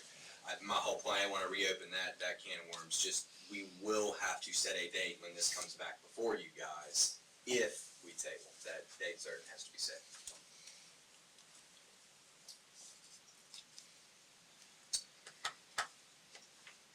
Any other discussion? Is the board ready to take action or propose a motion? Not propose a motion, make a motion? I'll make a motion that we, get the right thing in front of me here. Make a motion that, we deny the request for amendment to chapter 153 zoning, 153.002 definitions, and 153.095 paren C, ocean impact residential zone intent, modified definition of dwelling, single family to include maximum square footage of 6,000 square feet, and modify the intent of the ocean impact residential zone. And I would also like to add that the proposed amendment to 153.02 definitions and 153.095C, ocean impact residential zone intent to modify the definition of dwelling, single family to include maximum square footage of 6,000 and to modify the intent of the ocean impact residential zone is inconsistent with all the comprehensive plans and other official adopted plans of the town that are applicable. The amendment is not reasonable and in the public interest because the side limits and intent are arbitrary and unsupported. So, and just for clarification, in the initial motion, that was to deny? Yeah. That was stated, I just didn't hear that, okay. I'll second that. I didn't hear it, so. I didn't hear it. Sorry. We're just trying to- Did you deny that I said it? You did No, that's why I was asking for clarification. All right, so there was a motion and a second to deny with the inconsistency statement. Any other discussion? All those in favor, please signal by saying aye. Aye. Any opposed? Okay, thank you. I'd like to say thanks for bringing this to us. I think you lit a fire under us, and we're gonna try to do our best for you. I know you may not be happy with how it went, but we'll do the best we can to cheer you up. So, I'm gonna throw this out there, and I would love to have some, guidance or just education at the next meeting, because this is gonna be the elephant in the room for me to say this word, but the moratorium word. I would love to hear the pros and consequences of if we were, why we're taking this time to deliberate and come up with this. If we were to put in a moratorium, what does that look like, mean? How would that impact us? Absolutely. I'm not educated enough on that to know. Absolutely, and I've done some foundation work on that anyway, so I can Okay. absolutely have something ready. For our July meeting. Well, I have discussion, I've got a minute Right, I just, prepared, but yes, education absolutely, session on what Absolutely. happens if we wanted to do something while absolutely. we're taking time to, Yeah, and does that apply to people who have, again, not developed but currently own, or people The who are getting ready to moratorium purchase? itself, in Yes. other words, no, I mean, I need to look, to Yeah, okay, that's- be sure, I won't even get ahead of Okay. myself, but, you do that and you're raising all sorts of, You're opening but can of again, worms. the idea of a moratorium is imposing on people's rights as it is. You're stopping people Yeah. from being able to do something, that's the idea behind it, so, again, it's gonna be an imposition to somebody, so I will look at that, Okay. however, to verify that is a very key aspect. Yeah, if there's a way to maybe grandfather in the people that have Have already purchased or something purchased, of that yeah, nature. I just, again, I know I keep going back to that, but it's just, Right, it's a both sides thing there too. It's, well, what's fair and what's not, so, absolutely. thank you. All right, next on our agenda is the first time set aside this evening for public comment. This is an opportunity for anyone to address the board on any items. Is there anyone that wishes to speak at this public comment time? Is that new items or what we've already spoke on? Anything you wish. It could be either old or new. Yeah, welcome, Skip. Thanks, good. I'm glad. I was just assuming. I don't know where. I'm glad no one signed up because you're first. Skip Jones, 1508 Captain's Lane. Couple things,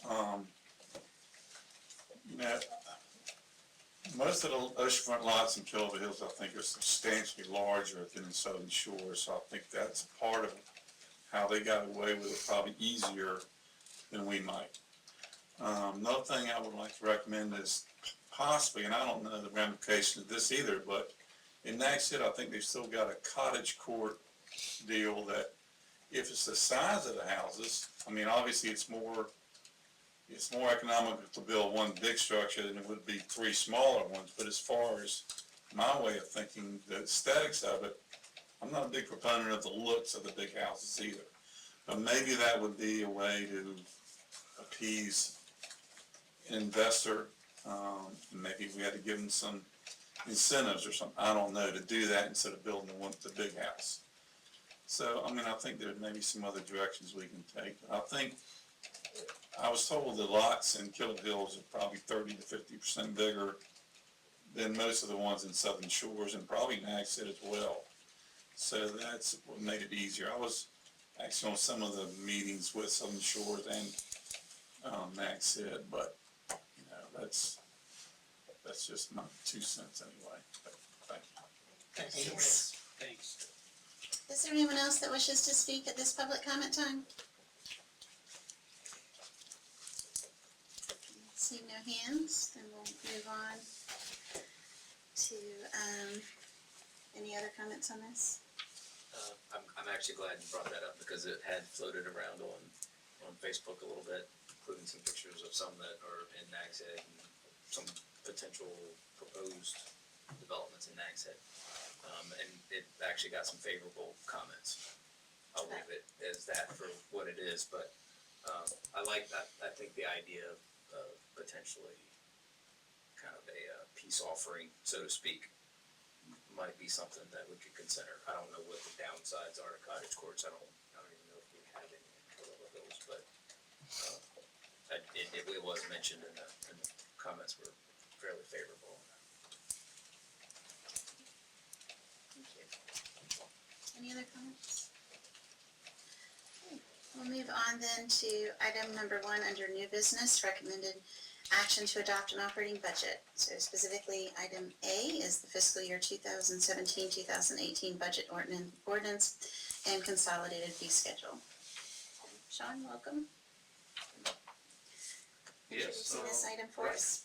Yes, this is, the town manager's recommended budget for fiscal year 17-18 was presented on May 8th for the board's consideration in accordance with local government budget and fiscal control act.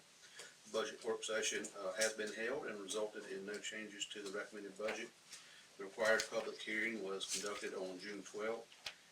At the May 31st meeting, an amendment to the consolidated fee schedule established a $5 plus tax fee for new town license plates and was approval, and that fee has been incorporated into the budget documents submitted for action at this meeting.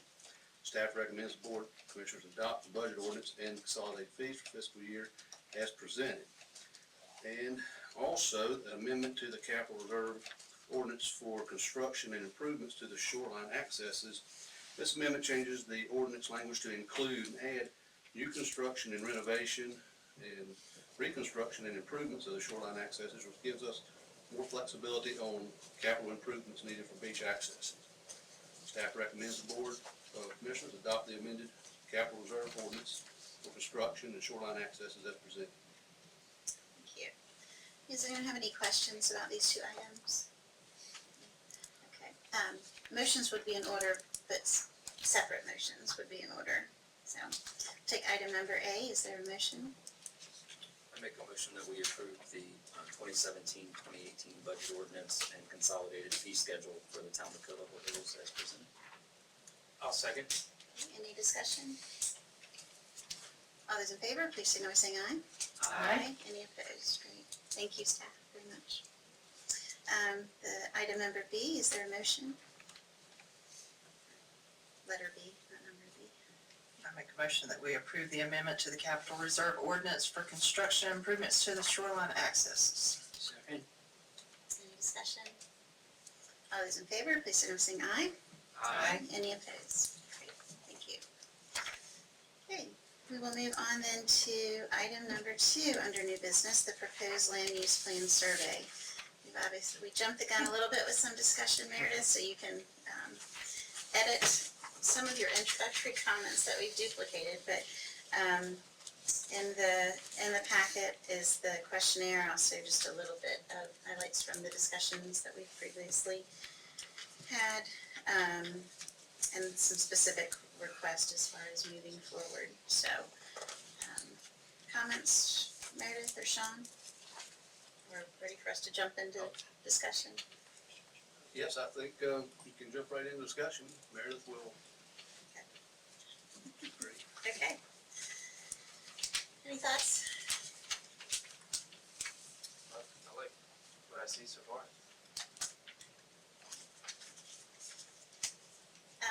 Yep, go ahead. Right under staff request, the first one at the end, it says paper copies be available at the town hall. We normally do stuff like that at the library also, can we? We can do it anywhere you like. Really? We can put boxes on lifeguard stands, we can put it everywhere if you wanna do that. Of course, we can put it at the library, we can put it in any public building that they'll let us put it in. Yeah, I think the better distribution, the better results. Yeah, I'd recommend definitely the bomb center. Absolutely. Staff will just have to go and collect them periodically. Or a board member can bring them to you. Meredith, in light of tonight's, Every paper copy, we will have to enter manually, which just realize that that's gonna take more time to do the survey. Well, we can put it in our newsletter and put the link in our newsletter, so that's in our I mean, Facebook the more page, we so do electronically, that's, the faster your results will be, the more we get paper copies. then that's a better way for us to distribute it, is to put it on our Facebook page and to put the link in our newsletter.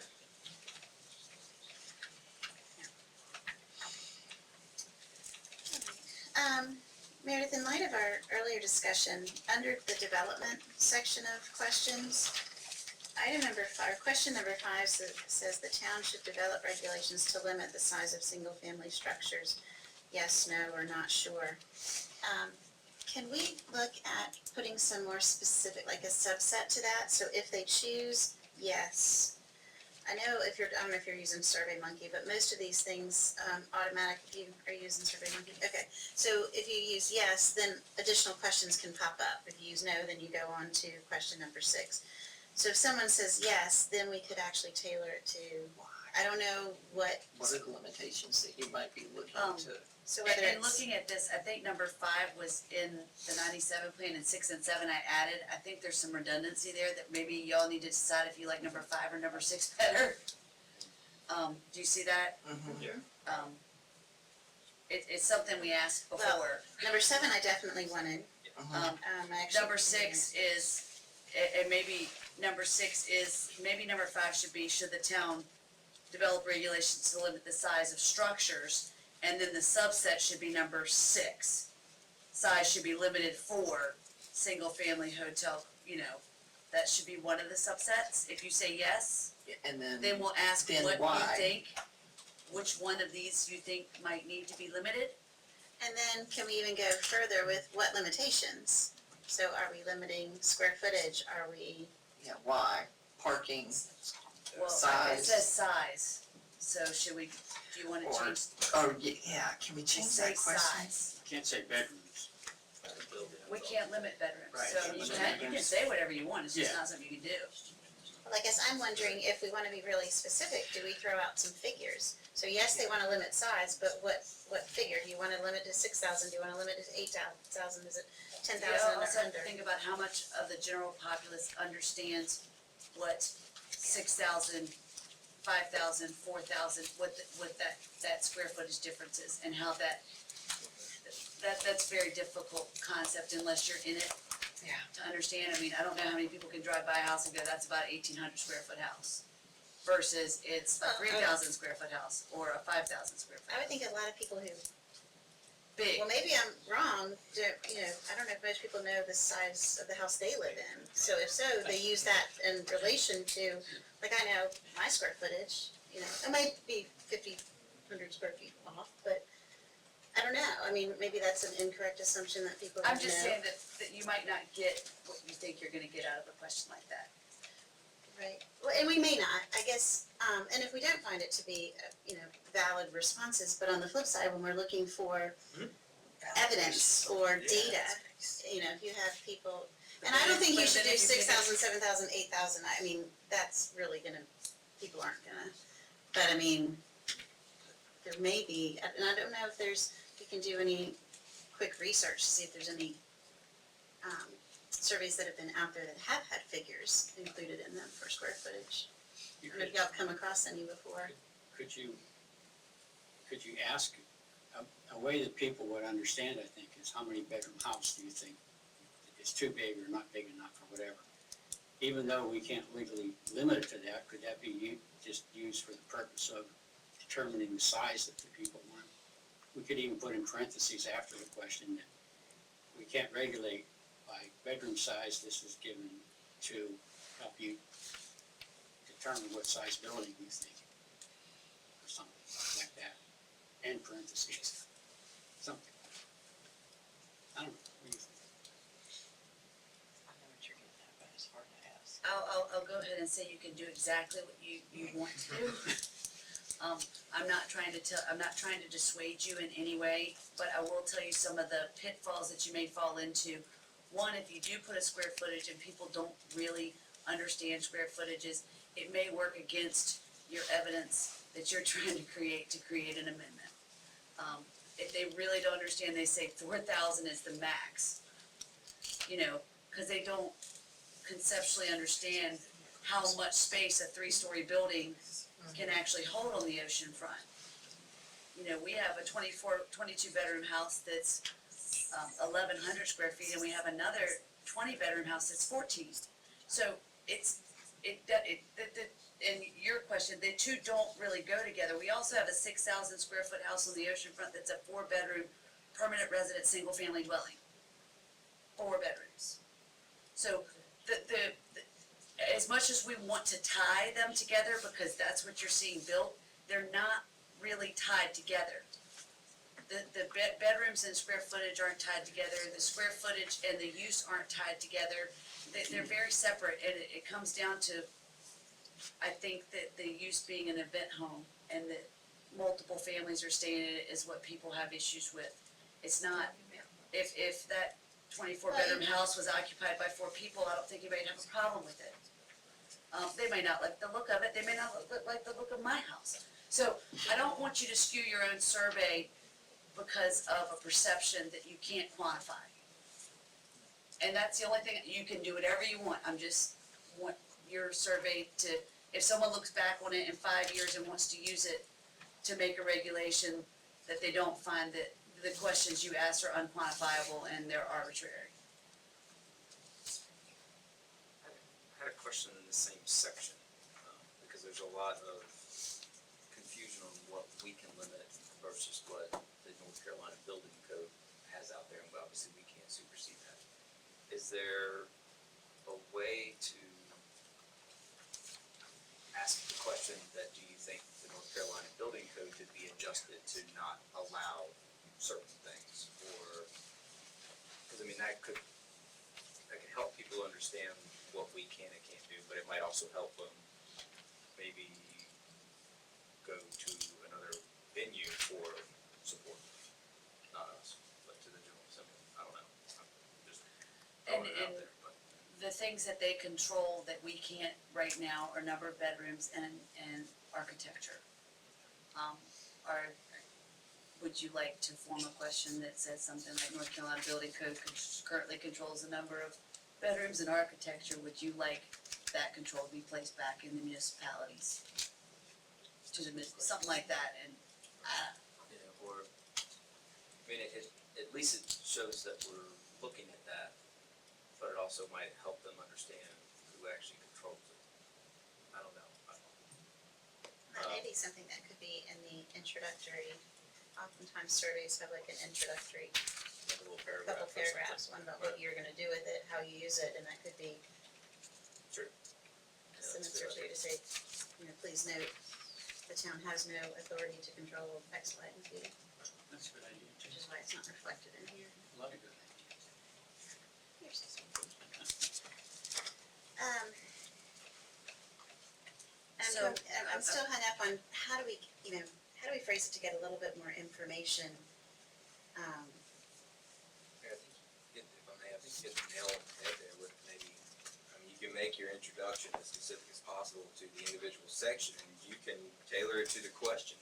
And you can do a little asterisk and say, from this question, here's why we're asking, here's what we're seeking from you. And that may take away, it'll give them a direction and approach when they're answering the question. And may then, when you put your specifics in there, they have a better idea of what they're supposed to be thinking about when they're answering. That's just, again, an idea being, this is what they're proposed, here we are, the decision is whether we limit or not. We can only limit based on a legitimate or rational reason. When you answer this, put reasons in there. Is it safety? Is it aesthetics? Is it preservation of the town atmosphere? Something of that nature. I would make sure if you do go the specifics route with these questions, I would at least, square footage, I'll leave that one alone, but I would at least put in there the whys, name some whys. Let's formulate a caption or a heading for the whys. So when they're checking on that, we have a reason, we can understand better why they would like to see these things limited. And along with that, with SurveyMonkey, we also have the option of having free text. I know you've got it right at the end of the survey, but it made me think that, right, put a comment, if they check, the town should develop regulations to limit the size. If they check yes, then automatically that box, that free text box, and they're prompted to say, how would you suggest regulating or something like that, and then put a specific to that question. So then they could say, which it could be similar to some of the things, that we were reading on the website or the petition. That might be a way to address it. So you want them to actually be able to write their comment? My personal opinion, I do, because I really would like to get as much information for this specific thing. I think this, whatever you want to term the big homes, is a really big issue that we're facing, and we haven't made a decision to date because we haven't had enough data. And so I feel like using this as a tool for that. Then to balance that, okay, so what I got from Casey, and I added that, is the number 5, and I should have this up on the screen so that everybody can see it. I really apologize. It was my fault. Now it's not even there. I would like everybody to be able to see what we're talking about, because that's really not fair.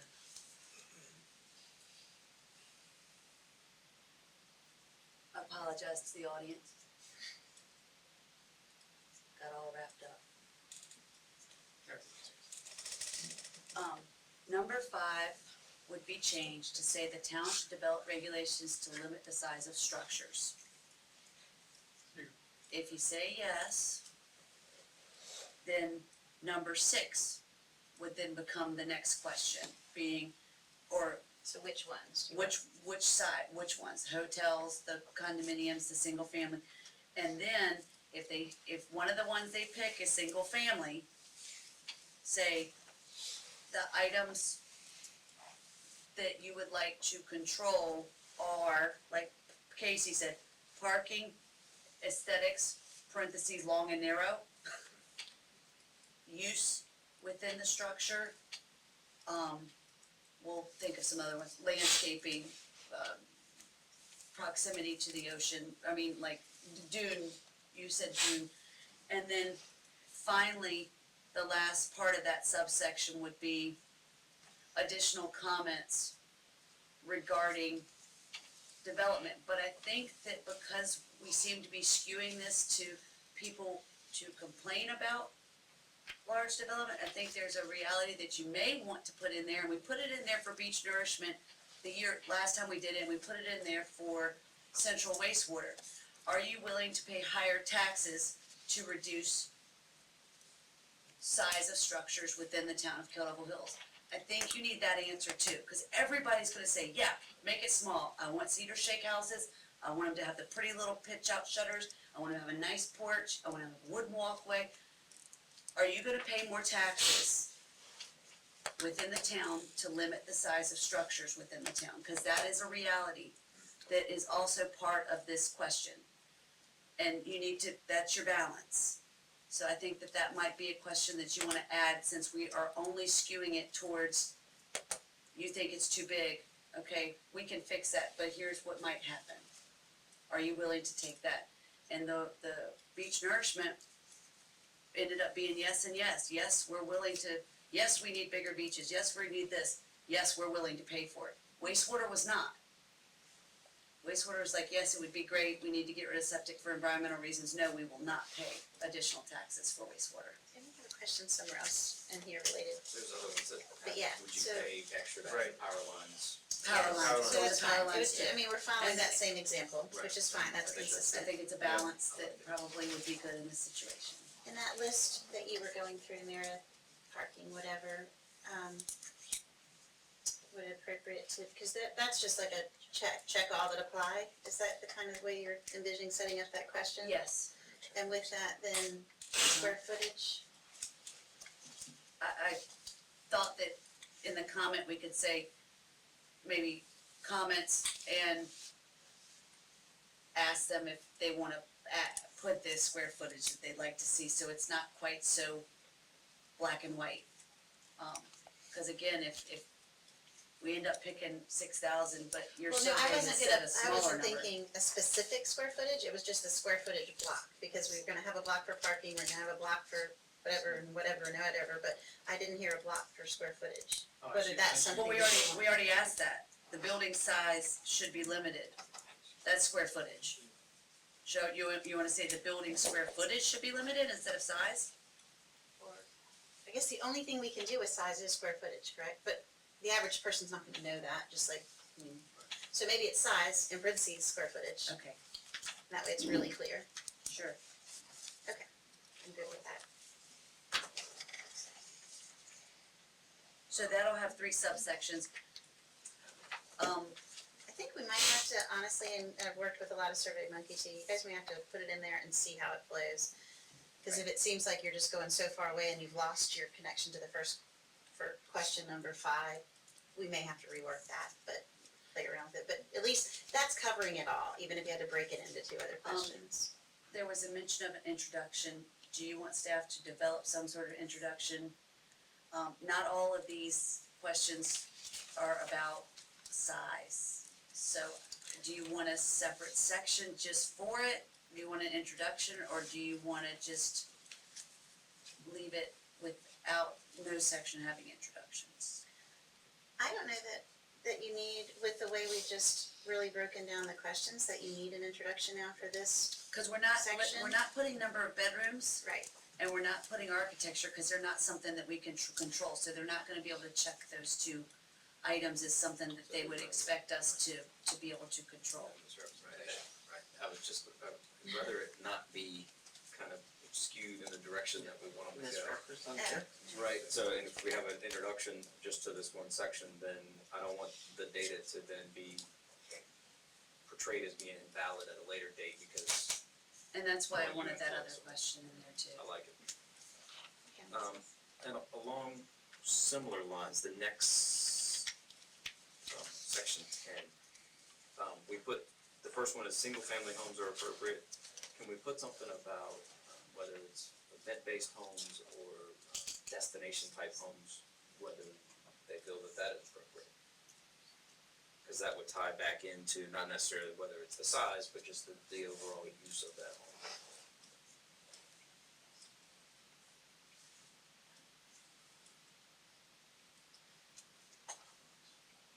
What can we do what can we do if people don't want homes used for events? Well, I think in my view, you can use that as information on whether, how you're gonna necessarily pursue the other items that we've been talking about. I mean, if like we're talking about, we need to quantify what is the actual objection to a large home or an event home. We're asking them some questions, but then you get over here and you know how you go through a survey and sometimes and then they'll ask the same question in a couple different ways. Putting that in might make them think about what they just answered previously.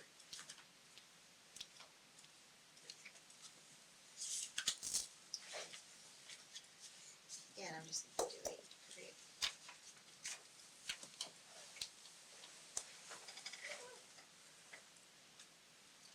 I mean, maybe section 10 goes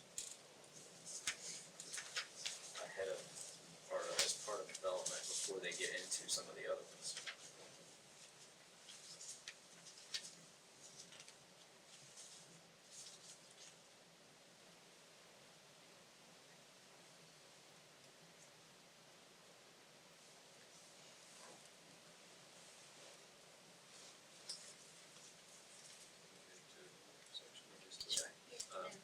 Question. So I didn't get clear, are we adding event homes to number 10? That's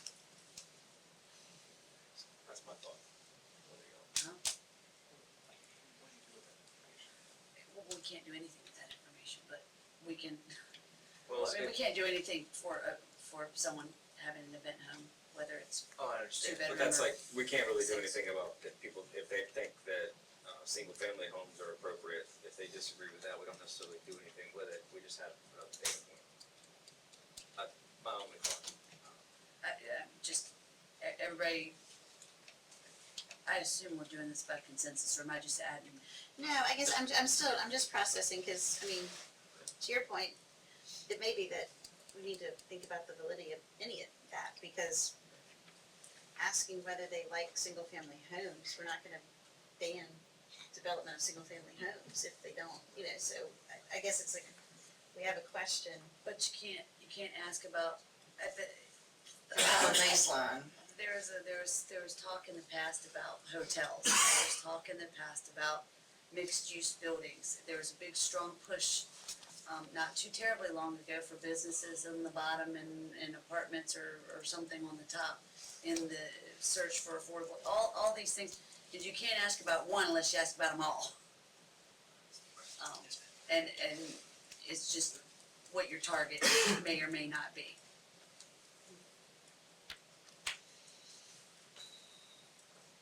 So, with that section, do you guys want to add event homes? I think it will give us an idea of what we're talking about. I think if 99% of the people that answer the survey say absolutely not, then it gives us a basis for what we're talking about here, because everybody knows what you're talking about when you say an event home, or most people know what you're talking about when you say event home. That's what's being talked about on social media. So I think that could give us something to talk about when we go, okay, we want to limit the size of homes, because event and destination homes are the large homes. Would we give us the justification to say? Well, It may not. I also agree with Sheila that you could eliminate number 10 completely if you wanted to. It was a question from before. I think that it could either go either way. Exactly. I mean, if you're gonna do one or the other, but I think if it's gonna be there, we might want to get that information, because I think it might be a way of getting the answer to that question. But that's just me. Well, and my thought when you were speaking to that is maybe, though I've lost track of all the different breakout things that we are putting under a house, under what they don't wanna see.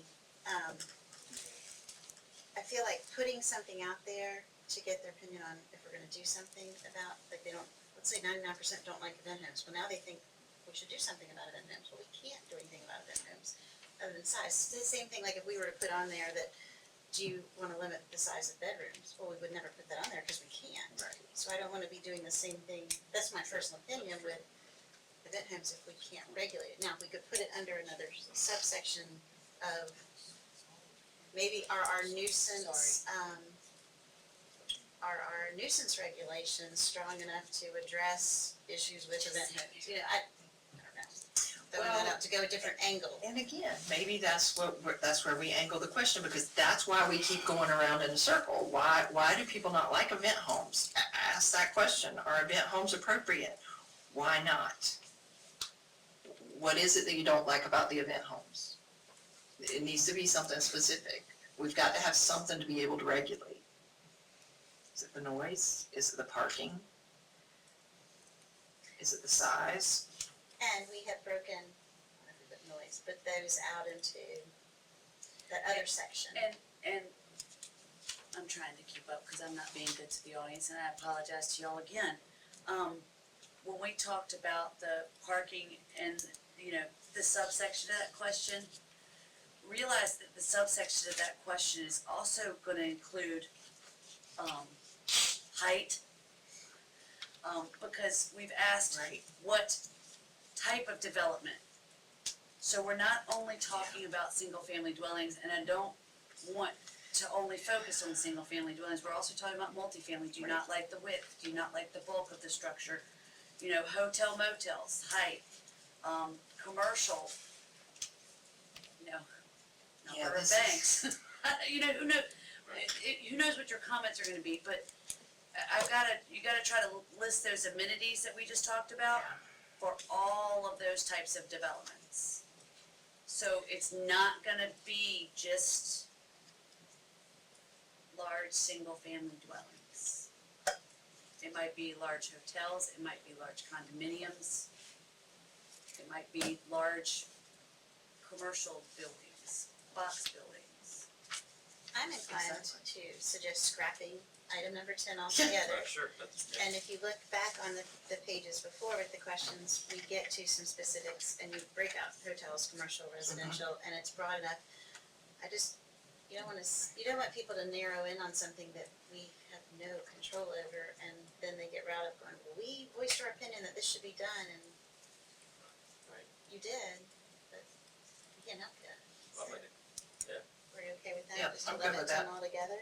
Scratch 10. Okay. Got that, Mary? Yes, ma'am. Alright. So if we go to 11, we talked about the,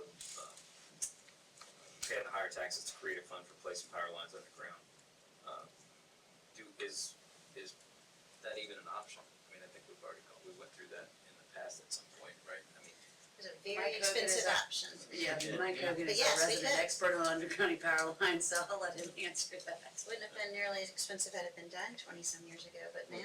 yeah, Treat it like sidewalks, just, one year at a time. 8 or 10 years ago, it was $1 million a mile, roughly. And I don't know if that applies to, you could do the main, you could do the beach road, or maybe, I don't know if you do the bypass with those big ones or not now.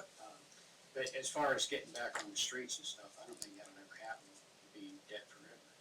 What is But- 1 cent ad valorem again? 100 and. 210,000?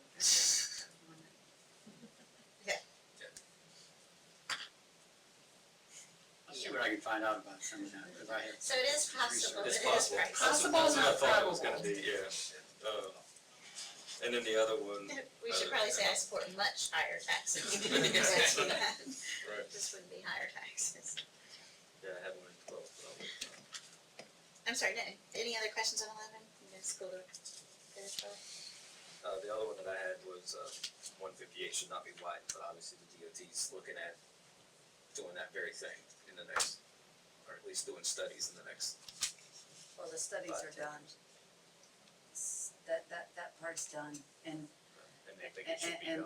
and there's likelihood that it'll get widened, and one of the things that the thoroughfare of the county, I think multiple counties got together and did a transportation plan, you guys reviewed it and looked at it. But one thing that the DOT has said that if it's in your plan and you have evidence to support the need or want for grass medians or limited turn lanes or not limited turn, however you want it, then when they do their design, they take that into stronger consideration. So asking that question, it's already in a plan that everybody agreed to limited turn lanes and a grass median. This just helps solidify any future plans that DOT has, that we can say that we've done a public opinion, and not only did the government officials get together and come up with this great thoroughfare plan, but the citizens have also made blank recommendation. And that's more what that's about. Any other questions or questions on 13? Going to the environment. I will tell you on number 13, I didn't get a chance to fix this. Assistant Police Chief Dana Harris wanted the bicycle and pedestrian crossing should be provided on NC 12. He wants the word more in front of bicycle and pedestrian crossings, because we do have them. So he wants it to say more bicycle and pedestrian. Or additional. So, I made that correction on mine, but it was already to you guys by then. Okay. Is that okay? Absolutely. Yep. Is that a place, to get back to something that you've been working with, is to do the lighted crossings? And if you are in support, would you be willing to, I mean, might be a place, because we kind of left that where it was, what, $3,500 or something per sign. Flashing. Right, the flashing LED. So I don't know if y'all are interested in that, I just thought of that just now. So. Not opposed to adding that. Yeah. And did you pick up it, doing it as a two-part narrative? Bless you. Bless you. About adding them, and then if so, are you willing to pay for it? That's just a great question. It is. It'll be structured exactly like the one before it, so that it'll be two separate questions, they'll show up all the time. Okay, great, thank you. Bless you. Okay. On to environment. Any questions? We have an ocean acres, so I already paid for all that.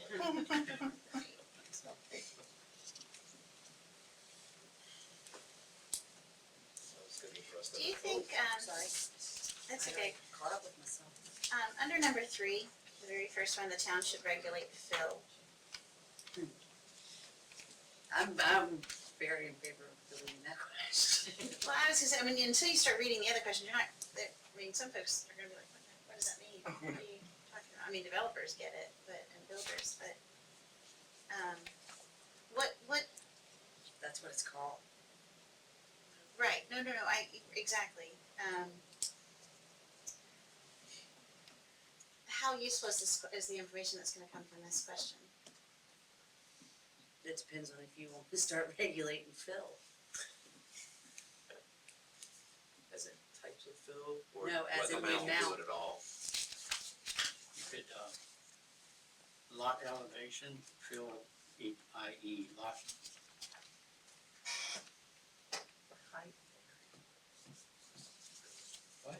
I'm just talking, building up a lot, increase of lot elevation. Right, well, that's the You're third on the part right. of it.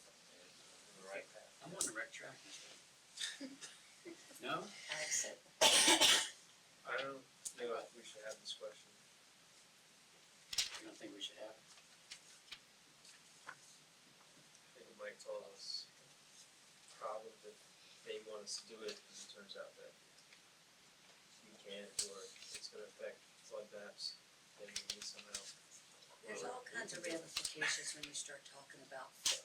Well, and I was gonna say, to be perfectly honest, I don't know what our current fill, We do not have current fill. we go by health department and what's, But if someone wants to do above the health department, Well, I was they gonna say, can. some people go really, really high and then you swamp out your neighbors, so. No, you can't swamp out your neighbors. Not allowed to do that. That's not allowed.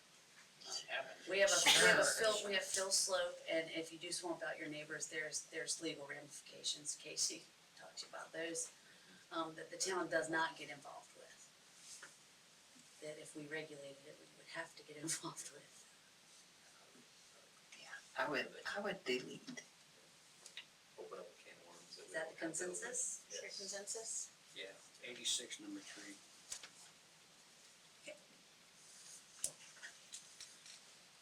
On number 4, I added seismic testing, because I know that's been a big part of the discussion, and I know that the board did a resolution that included seismic testing. It was not included in the 2006. I don't know if they even, I'm sure they did it. They just weren't talking about doing it here. Right. What about, the other thing that's starting to pop up too, and I don't know the public's feeling on that is offshore windmills. Yeah, and, solar panels. So solar panel farms, Well, or, private panels on rooftops or in. we don't restrict those now. Yeah, you can allow already that. do that. You can do that. But I know that they had a big issue in Camden, I don't think we've got the land to have solar panel farms, but. So you said, and I agree. Specifically the Offshore wind fields. offshore is- wind. Yeah, I was just gonna say, I agree.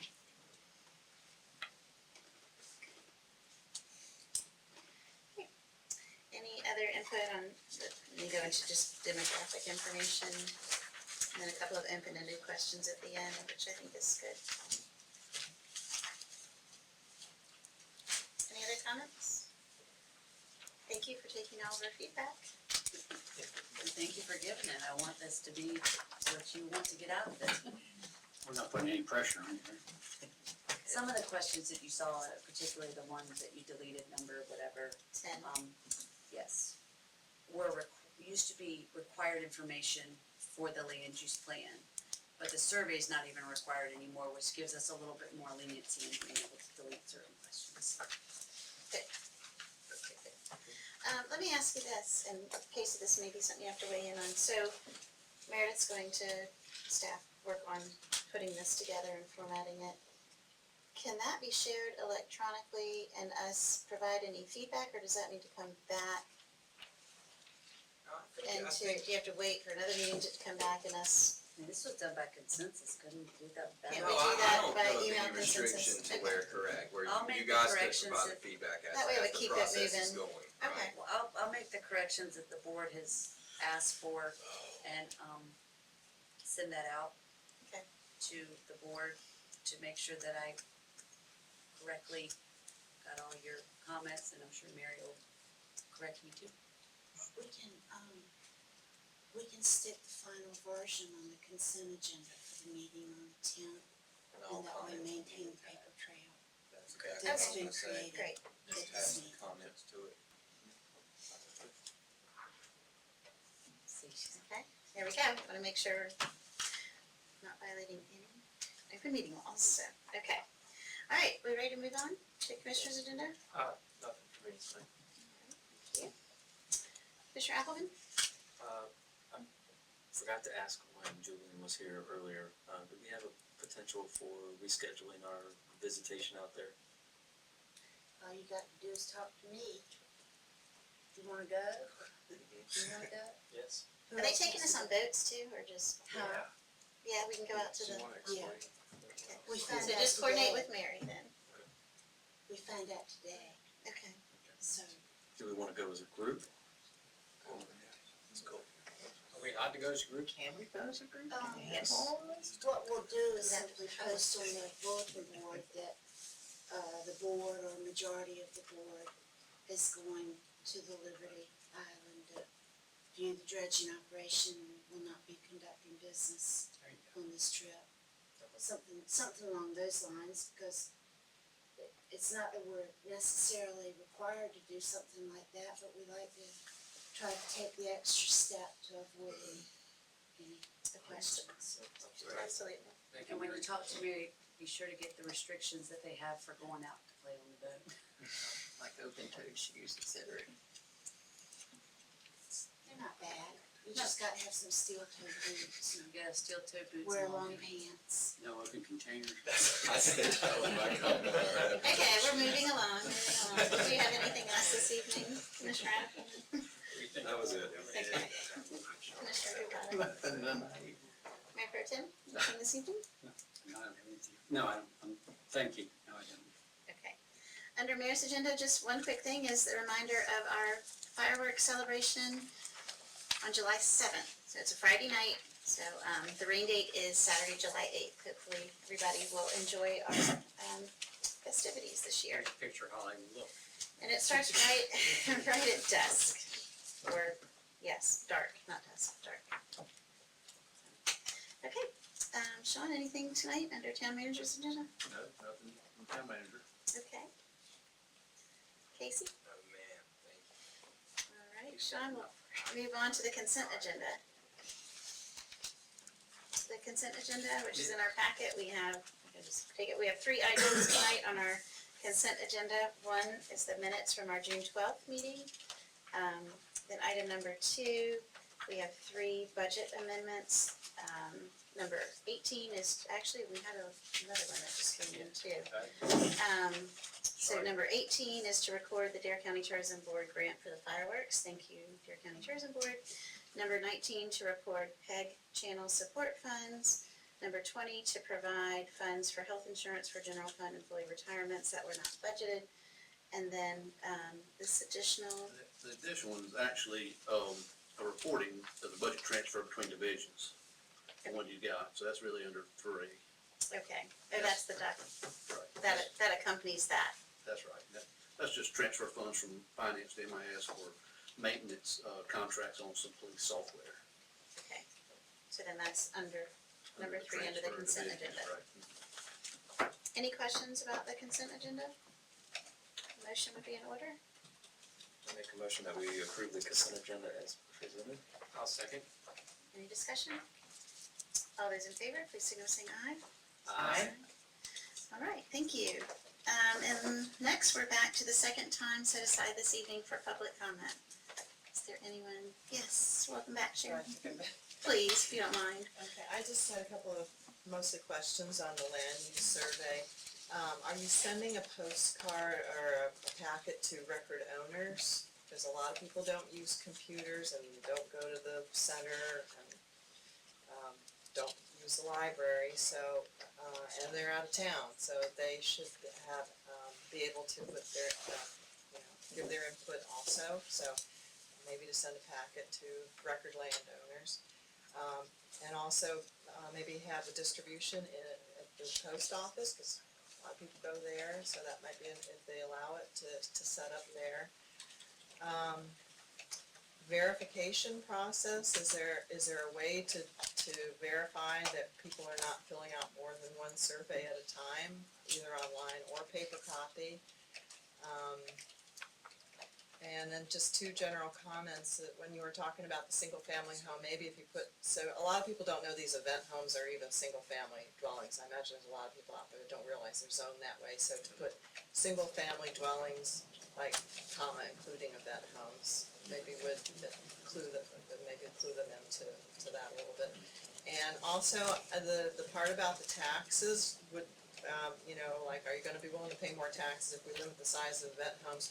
Well, I think that's kind of speculative. You're not necessarily gonna have an increase in taxes because you're gonna limit the size of future event homes. You're not eliminating any current revenue.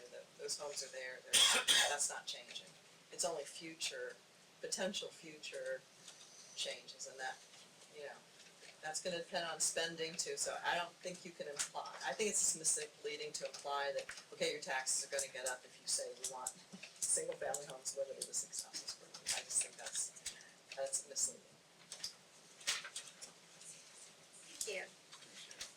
Anyone else? Sarah, you heading that way? Welcome.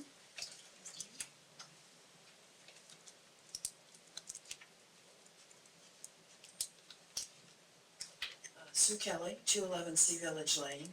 I just wanted to say something very briefly about the survey. The Community Appearance Commission, when we started, found the information in the 2007 survey very, very useful. And I'm particularly intrigued by question number 11, which asks people what they think about the appearance. Now, I agree with Ms. Nelson that this survey is by its nature just opinions, advisory, it's not scientific. We don't know where the people are really from that are going to fill it out or how many times they might attempt to fill it out. One could skew this if they wanted to, I think. But nevertheless, it's extremely useful, and I'm really glad that y'all are doing it. And just as a very small suggestion, if someone says, I like the appearance of 158 or NC 12, and they strongly disagree, if it were appropriate to have them say what they like or don't like about the appearance of anything that's in the survey. I know it would be useful to the CAC, and would ask you to consider whether it would be appropriate. Thank you. Thanks, Sid. Thanks, Sue. Thanks. Any other public comment? Mayor, comment? Chief, yes. I just wanted to publicly, acknowledge Lori Reber, our senior animal control officer, retiring 28 years with the town. He's not here tonight, but, I wanna wish him well. Thank you so much. Yes, Lou has given a lot of time and service to the town. And I'm happy for him that he's gonna enjoy retirement now, but certainly a loss to the town. So, thank you for sharing that. Thank you. Any other comments?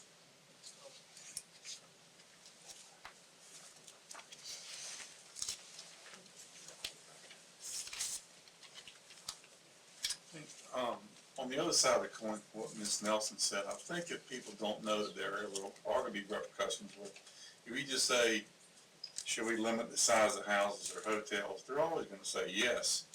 If, it's just like the beach nourishment. I mean, I got arguments about that with people. Well, you know, if we don't do it, right now, they say, well, we live on the west side, we don't care. Well, if we don't have those hotels out there eventually, we've already probably just maybe have limited construction of a new one, and maybe the other one might even not go. They are paying 50% of our taxes, approximately. And if we don't have those hotels and those structures, I think it will affect our taxes in the long run. I think people need to be aware of that, because if you just say, you wanna limit the size of the houses, well, if you don't own an oceanfront house, sure, you're gonna, or oceanfront lot, excuse me, you're gonna always go, sure, I just want a, 2,000 square foot house there. It's not gonna affect them, or they don't realize it'll affect them, but eventually I think it will. So I think people need to see the other side of the coin on that issue as well. And there's probably a lot more people that don't own oceanfront lots than do. So, obviously they would rather have it limited, because it's not gonna affect their income or their property values or anything else. I think they need to know there's two sides of that. Thank you. Thank you. Any other comments? Okay. Before we adjourn, even though there's not specifically a response to public comment, just to follow up. It may be as a compromise between those two, that for this question, you guys can think about this as you're working it, instead of, are you willing to pay more taxes, something about, do you recognize there may be tax implications? Because we don't know for sure exactly what it will. These other items, if they want them, we specifically are gonna have to go buy them. So it's definitely, we need that money, we need money from somewhere. For the implication of if we make changes to the size of homes, it potentially could have tax implications that could lead, but it doesn't immediately create an expense on the town versus those other items. So maybe there's a way we can massage that language to still reach but not mislead, but I do think there needs to be some awareness with it. Related to Sue, what you brought up, made me think, maybe under that whole question, I don't have it in front of me, what number that was. 11. Thank you, 11. What about a free text there on, thank you, because I would imagine you all in the Community Appearance Committee would be interested in any input people can have for the appearance overall of our town. So maybe it's one open-ended question, free text at the end of item number 11 that says, do you have any recommendations for how we can improve the appearance of our town? Is that good? I think so. Okay, that would get to both of them, so they may say something on US 58, or it may be something on totally unrelated. Thank you. That'd be good. You're welcome, thanks for the suggestion. Any other comments or thoughts? I got one thing. Mhm. We did discuss postcards before. Did we decide to send them out or not? We did talk about that, I think even at the last meeting. I thought we were leaning towards sending them out, or were we not? I was not given clear direction on that. Will you follow up with Mary and Debbie, but I think we did discuss doing that, some type of, we need something, as an alert. If it's just a postcard to the property owners, it'd be modest expense. And then they could either go online and do it, or request us to send them a survey. I don't mind just Online. Sure. Well, I would think think most people, if you have internet access, if you got a postcard and you wanted to take the time to do the survey, you're gonna do the survey versus contacting the town, mail me a survey. But then at least they know they have that option. The other thing I will say, when you use SurveyMonkey, you are limited to one time on that device, cause it's searching like whatever IP address. That doesn't mean though, I mean, you could, if someone wanted to take it on their personal laptop and then on their desktop and then on their phone, they could. No, the IP address is from your house, so if your tablet had its own IP address from Right. cellular data, yes. Right. Like your You're cell still- phone, you could do it on your phone if Right. you're using your wireless on your phone. Correct. If you're not using your, no, You you're have to using turn wireless, Wi-Fi that's your IP. off. If you're using the If Wi-Fi. you're using your phone connection, Cellular not data. your house wireless. Right, so if I was sitting in my car. Using cellular data. Anyway, so there are workarounds if you really wanna do it, but if you, for most people that are on, I mean, you really have to wanna try to do the survey. And historically, people have been able to do that too, cause we haven't tracked, so I don't know that you would find a variance from one year to the next, but we'll see, I mean, if, you know, if something looks really, really odd. There's ways with SurveyMonkey to run analysis of your data, to look at the viability of it, so. You lead an exciting life. You're envisioning yourself sitting in the car doing the survey. That is my busy life. It's not exciting, it's just busy, but Busy, that's right. anyway. Anything else for this evening? Thanks for hanging in with us, long meeting, but we covered a lot of really important things, so with that, a motion to adjourn. Motion to adjourn. Any discussion? All those in favor? Aye. Aye. Thank you.